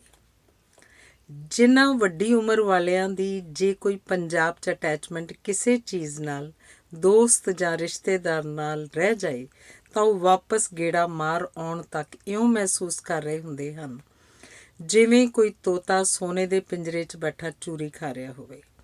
ਜਿੱਥੇ ਵੀ ਵੱਡੀ ਉਮਰ ਦੀਆਂ 2-4 ਔਰਤਾਂ ਇਕੱਠੀਆਂ ਹੁੰਦੀਆਂ ਹਨ, ਉਹਨਾਂ ਦੀਆਂ ਦੁੱਖ ਭਰੀਆਂ ਇੱਕੋ ਕਿਸਮ ਦੀਆਂ ਕਹਾਣੀਆਂ ਸਾਂਝੀਆਂ ਹੁੰਦੀਆਂ ਰਹਿੰਦੀਆਂ ਹਨ। ਕਈ ਬੁੱਢੇ ਵੀ ਇੱਕ ਦੂਸਰੇ ਕੋਲ ਦੁੱਖ ਹੌਲਾ ਕਰਦੇ ਕਰਦੇ ਰੋ ਪੈਂਦੇ ਹਨ। ਬਹੁਤਿਆਂ ਦਾ ਸ਼ਿਕਵਾ ਡਾਲਰ ਦੌੜ 'ਚ ਲੱਗੀ ਔਲਾਦ ਵੱਲੋਂ ਉਹਨਾਂ ਦੀ ਦੇਖਭਾਲ ਵਾਸਤੇ ਘੱਟ ਸਮੇਂ ਦਾ ਕੱਢਣਾ ਹੀ ਹੁੰਦਾ ਹੈ। ਨਵੇਂ ਇਮੀਗ੍ਰੈਂਟਸ ਦਾ ਸੈੱਟ ਹੋਣ ਤੱਕ ਦਾ ਸੰਘਰਸ਼ ਉਦੋਂ ਤੱਕ ਚੱਲਦਾ ਹੈ ਜਿੰਨੀ ਦੇਰ ਉਹ ਆਪਣਾ ਮਕਾਨ ਲੈ ਕੇ ਵੀ ਕੁਝ ਕਰਜ਼ਾ ਉਤਾਰ ਨਹੀਂ ਲੈਂਦਾ। ਪਹਿਲਾ ਸੰਘਰਸ਼ ਆਪਣੇ ਆਪ ਨੂੰ ਸੈੱਟ ਕਰਨਾ, ਦੂਸਰਾ ਸੰਘਰਸ਼ ਆਪਣੇ ਬੱਚਿਆਂ ਦਾ ਖਰਚ ਕਰ ਸਕਣ ਦੇ ਸਮਰੱਥ ਹੋਣਾ, ਤੀਸਰਾ ਆਪਣੇ ਮਕਾਨ 'ਚ ਬੈਠ ਕੇ ਉਹਦੀਆਂ ਕਿਸ਼ਤਾਂ ਦਾ ਭਾਰ ਹੌਲਾ ਕਰਨਾ। ਕੈਨੇਡਾ 'ਚ ਆਮ ਪਰਿਵਾਰਕ ਜ਼ਿੰਦਗੀ 'ਚ ਵਰਤਣ ਵਾਲੇ ਘਰੇਲੂ ਸਮਾਨ ਤੇ ਕਾਰ ਪਹਿਲੇ ਹੀ 2-4 ਸਾਲਾਂ 'ਚ ਹਰ ਕੋਈ ਇੰਨਾ ਕੁ ਕਰ ਲੈਂਦਾ ਹੈ ਜਿੰਨਾ ਇੰਡੀਆ 'ਚ 15-20 ਸਾਲ ਦੀ ਨੌਕਰੀ ਕਰਨ ਤੋਂ ਬਾਅਦ ਪ੍ਰਾਪਤ ਕਰਦਾ ਹੈ। ਬੈਂਕ ਕਰਜ਼ਾ ਵੀ ਬਹੁਤ ਘੱਟ ਦਰ 2 ਤੋਂ 3% ਸਾਲਾਨਾ 'ਤੇ ਮਿਲ ਜਾਂਦਾ ਹੈ। ਕਾਨੂੰਨ ਕੈਨੇਡਾ 'ਚ ਆਮ ਆਦਮੀ ਪੱਖੀ ਜ਼ਰੂਰ ਬਣੇ ਹੋਏ ਹਨ, ਪਰ ਕੁਝ ਲੋਕ ਫਿਰ ਵੀ ਕਾਨੂੰਨ ਨੂੰ ਆਪਣੇ ਹੱਥ 'ਚ ਲੈਣ ਤੋਂ ਗੁਰੇਜ਼ ਨਹੀਂ ਕਰਦੇ। ਰਿਸੈਸ਼ਨ ਸ਼ਬਦ ਦੀ ਧਮਕੀ ਆਮ ਚੱਲਣ ਲੱਗ ਪਈ ਹੈ। ਇਸ ਕਰਕੇ ਕਾਨੂੰਨ ਦੀ ਗੱਲ ਜਾਂ ਘੱਟ ਤੋਂ ਘੱਟ ਉਜਰਤ ਦੀ ਗੱਲ ਕੰਮ ਕਰਨ ਵਾਲਿਆਂ ਵੱਲੋਂ ਘੱਟ ਹੀ ਕੀਤੀ ਜਾਣ ਲੱਗੀ ਹੈ। ਕਈ ਵਾਰ ਪੋਲੀਗਾਸਿਟ ਕਮਿਊਨਿਟੀ ਵੱਲੋਂ ਘੱਟ ਉਮਰ ਵਾਲਿਆਂ ਤੋਂ ਕੰਮ ਕਰਵਾਉਣ, ਮਿੱਥੇ ਸਮੇਂ ਤੋਂ ਵੱਧ ਕੰਮ ਕਰਵਾਉਣ, ਕੰਮ ਦੇ ਸਮੇਂ ਪ੍ਰੋਪਰ ਡਰੈਸ ਨਾ ਦੇਣੀ, ਸੇਫਟੀ ਢੰਗ ਨਾ ਅਪਣਾਉਣ ਦੀ ਗੱਲ ਅਲਬਰਟਾ ਸਟੇਟ 'ਚ ਖੇਤੀਬਾੜੀ ਸੰਬੰਧੀ ਕੰਮਾਂ ਨਾਲ ਸੰਬੰਧਿਤ ਅਖਬਾਰਾਂ ਦੀ ਖਬਰ ਬਣਦੀ ਰਹੀ ਹੈ। ਕੈਨੇਡਾ ਚੋਰੀਆਂ ਤੋਂ ਵੀ ਮੁਕਤ ਨਹੀਂ ਹੈ। ਟੈਲੀਫੋਨ ਦੀਆਂ ਤਾਰਾਂ ਦੀ ਚੋਰੀ ਵੱਡੇ ਪੱਧਰ 'ਤੇ ਹੁੰਦੀ ਰਹਿੰਦੀ ਹੈ। ਇਕੱਲੀ ਟੈਲਿਸ ਕੰਪਨੀ ਦੀਆਂ ਚੋਰੀ ਦੀਆਂ ਦਰਜਨਾਂ ਵਾਰਦਾਤਾਂ ਹੋਈਆਂ। ਇੱਕ ਵਾਰਦਾਤ 'ਚ ਤਕਰੀਬਨ $50,000 ਦਾ ਨੁਕਸਾਨ ਹੋਇਆ। ਕਾਰਾਂ ਦੀ ਤੇ ਕਾਰਾਂ 'ਚੋਂ ਤੇਲ ਦੀ ਚੋਰੀ ਵੀ ਹੁੰਦੀ ਰਹਿੰਦੀ ਹੈ, ਪਰ ਪੰਜਾਬ ਨਾਲੋਂ ਬਹੁਤ ਘੱਟ। ਦਰਦ ਗੋਡਿਆਂ ਦਾ ਹੋਵੇ ਜਾਂ ਮੋਢਿਆਂ ਦਾ ਹੋਵੇ, ਪਿੱਠ ਦਾ ਹੋਵੇ ਜਾਂ ਗਰਦਨ ਦਾ ਹੋਵੇ, ਗੱਲ ਕੀ, ਜਿਹੜਾ ਦਰਦ 6 ਮਹੀਨੇ ਤੋਂ ਜ਼ਿਆਦਾ ਸਮੇਂ ਦਾ ਹੋਵੇ, ਕੈਨੇਡਾ 'ਚ ਬਹੁਤ ਹੈ। ਤਕਰੀਬਨ ਹਰ 5ਵਾਂ ਇਨਸਾਨ ਦਰਦ ਤੋਂ ਪੀੜਤ ਹੈ। ਕੈਨੇਡਾ ਸਰਕਾਰ ਭਾਵੇਂ ਅੰਕੜਿਆਂ ਰਾਹੀਂ ਦੱਸਣ ਦੀ ਕੋਸ਼ਿਸ਼ ਕਰਦੀ ਹੈ ਕਿ ਉਹਨਾਂ ਉੱਪਰ ਸਿੱਧਾ ਖਰਚਾ ਸਾਲਾਨਾ ਤਕਰੀਬਨ $2.75 ਬਿਲੀਅਨ ਬਣਦਾ ਹੈ। ਇਸ ਤਰ੍ਹਾਂ ਦੇ ਮਰੀਜ਼ਾਂ ਦਾ ਬਿਮਾਰੀ ਕਰਕੇ ਕੰਮ ਦਾ ਨੁਕਸਾਨ ਜਿਹੜਾ ਤੰਦਰੁਸਤ ਰਹਿੰਦਿਆਂ ਕੀਤਾ ਜਾਣਾ ਸੀ, ਹਿਸਾਬ ਲਾਈਏ ਤਾਂ ਤਕਰੀਬਨ $37 ਬਿਲੀਅਨ ਪ੍ਰਤੀ ਸਾਲ ਬਣਦਾ ਹੈ, ਜਿਹੜਾ ਕਿ ਕੈਂਸਰ, ਦਿਲ ਦੀਆਂ ਬਿਮਾਰੀਆਂ ਤੇ HIV ਸੰਬੰਧਿਤ ਬਿਮਾਰੀਆਂ ਤੋਂ ਜ਼ਿਆਦਾ ਬਣਦਾ ਹੈ। ਇਸ ਗੱਲ ਦੇ ਬਾਵਜੂਦ ਹੈ ਕਿ ਇੱਥੇ ਦਰਦਾਂ ਦੀ ਖੋਜ ਕਰਨ ਵਾਲੇ ਪੂਰੀ ਦੁਨੀਆ ਦੇ ਸਰਤਾਜ ਡਾਕਟਰ ਬੈਠੇ ਹਨ। ਅੰਕੜੇ ਮਰੀਜ਼ਾਂ ਵੱਲੋਂ ਸ਼ਿਕਵੇ ਵਾਲੇ ਵੀ ਘੱਟ ਨਹੀਂ। ਵੈਨਕੂਵਰ ਦੇ ਸੇਂਟ ਪਾਲ ਹਸਪਤਾਲ ਦੀ ਗੱਲ ਕਰੋ ਤਾਂ 3.5 ਸਾਲ ਪੁਰਾਣੀ ਵੇਟਿੰਗ ਲਿਸਟ ਹੈ ਤੇ 1300 ਮਰੀਜ਼ਾਂ ਦੀ ਬੁਕਿੰਗ ਹੈ।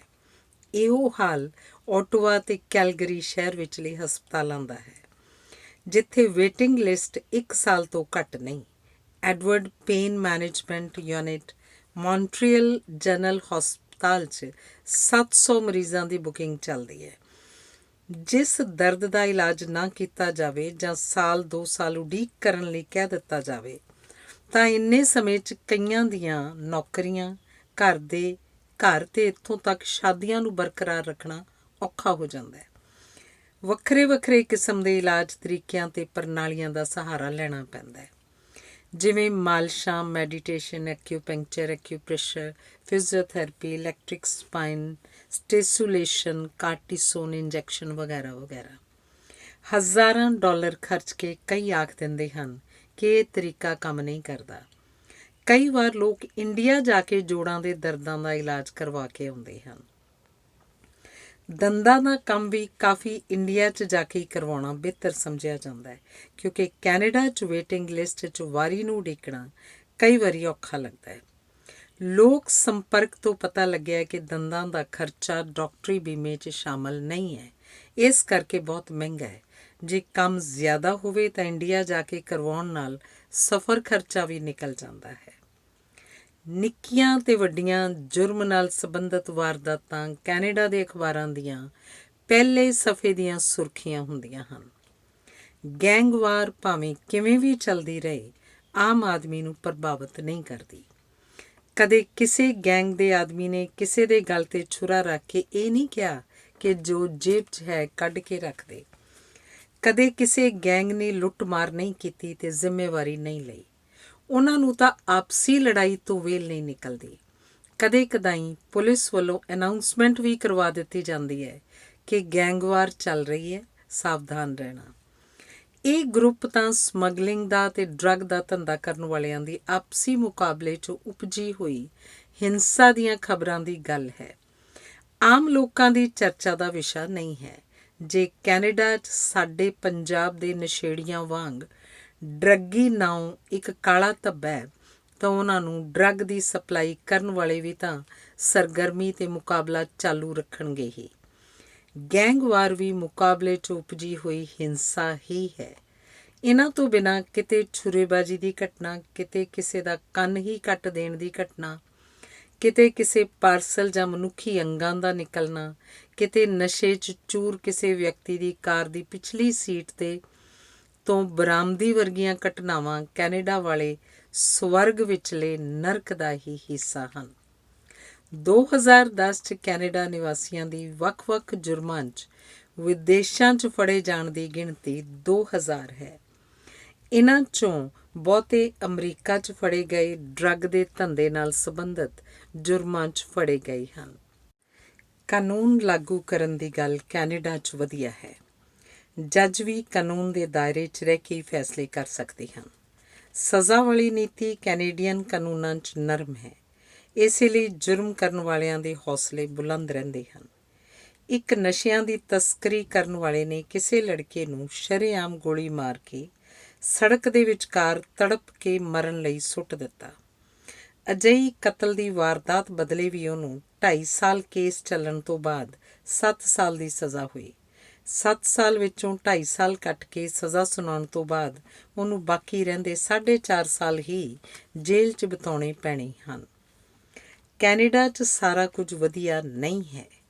ਉਹਦਾ ਹਨੇਰਾ ਪੱਖ ਇਹ ਹੈ ਕਿ ਇਹਦੇ ਵੱਡੇ ਸ਼ਹਿਰਾਂ 'ਚ ਘਰਾਂ ਦੀ ਮਹਿੰਗਾਈ ਆਮ ਲੋਕਾਂ ਦੀ ਪਹੁੰਚ ਤੋਂ ਬਾਹਰ ਹੁੰਦੀ ਜਾ ਰਹੀ ਹੈ।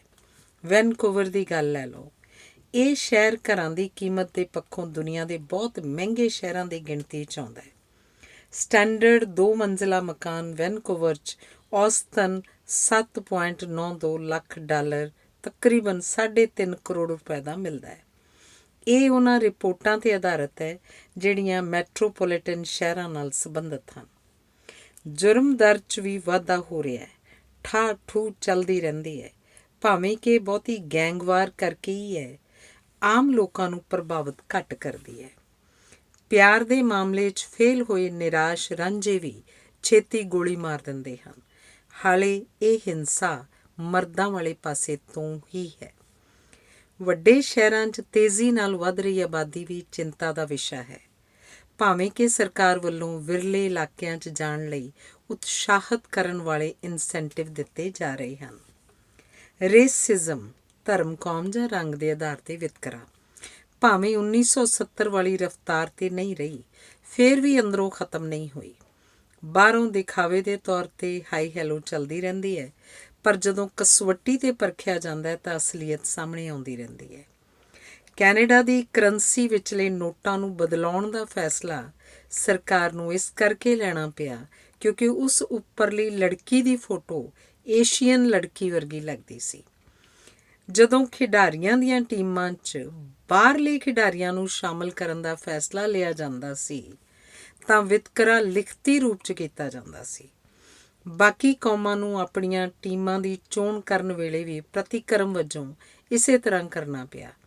South Asian football shocker team ਦੀ ਚੋਣ 'ਚ ਬਾਹਰਲੇ 4 ਤੋਂ ਵੱਧ ਖਿਡਾਰੀਆਂ ਵਾਲੇ ਫੈਸਲੇ ਦੇ ਖਿਲਾਫ ਅਖਬਾਰ ਚਰਚਾ ਬਹੁਤ ਹੋਈ।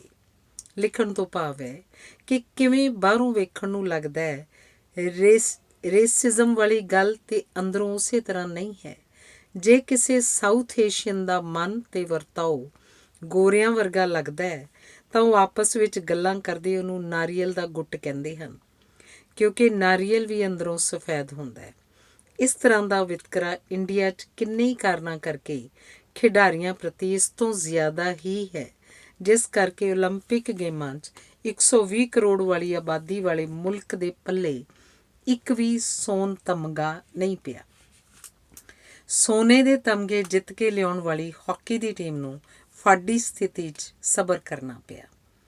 ਕੈਨੇਡਾ ਦੀ ਸਰਕਾਰ ਦੇ ਮੱਥੇ 'ਤੇ ਇੱਕ ਪੁਰਾਣਾ ਕਲੰਕ ਧੋਤਾ ਨਹੀਂ ਜਾ ਸਕਿਆ।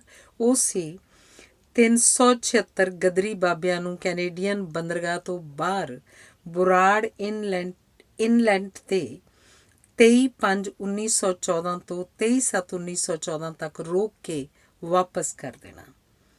ਕੈਨੇਡੀਅਨ ਸਰਕਾਰ ਨੇ ਬਾਕੀ ਕੌਮਾਂ ਨਾਲ ਕੀਤੇ ਇਸ ਤਰ੍ਹਾਂ ਦੇ ਵਰਤਾਓ ਸੰਬੰਧੀ ਮੁਆਫੀ ਮੰਗ ਲਈ, ਪਰ ਗਦਰੀ ਬਾਬਿਆਂ ਵਾਲੇ ਕਾਂਡ ਸੰਬੰਧੀ ਮੰਗ ਹਰ ਸਾਲ ਉੱਠਦੀ ਹੈ, ਜਿਹਦੀ ਸਰਕਾਰੀ ਤੌਰ 'ਤੇ ਮੁਆਫੀ ਨਹੀਂ ਮੰਗੀ ਗਈ, ਕਿਉਂਕਿ ਉਹਨਾਂ 376 ਮੁਸਾਫਰਾਂ 'ਚੋਂ 340 ਸਿੱਖ ਸਨ, 12 ਹਿੰਦੂ ਤੇ 24 ਮੁਸਲਮਾਨ ਸਨ। ਇਸੇ ਲਈ ਇਹ ਮੰਗ ਹਰ ਸਾਲ ਪੰਜਾਬੀਆਂ ਵੱਲੋਂ ਹੀ ਰੱਖੀ ਜਾਂਦੀ ਹੈ। ਕੈਨੇਡਾ 'ਚ ਵਿਤਕਰੇ ਵਾਲੀ ਗੱਲ ਦਾ ਜੇ ਸਬੂਤ ਵੇਖਣਾ ਹੋਵੇ ਤਾਂ ਅੰਕੜਿਆਂ ਤੋਂ ਮਿਲ ਜਾਂਦਾ ਹੈ। ਓਨਟਾਰੀਓ 'ਚ ਫੈਡਰਲ ਤੇ ਪ੍ਰੋਵਿੰਸ਼ੀਅਲ ਜੱਜਾਂ ਦੀ ਗਿਣਤੀ 326 ਹੈ। ਉਹਨਾਂ 'ਚ ਤੀਜਾ ਹਿੱਸਾ ਰੰਗਦਾਰ ਹਨ। ਕੈਨੇਡਾ ਦੀ ਸੁਪਰੀਮ ਕੋਰਟ ਦੇ 9 ਜੱਜਾਂ ਤੇ ਫੈਡਰਲ ਕੋਰਟ ਆਫ ਅਪੀਲ ਦੇ 13 ਜੱਜਾਂ 'ਚ ਇੱਕ ਵੀ ਰੰਗਦਾਰ ਨਹੀਂ ਹੈ।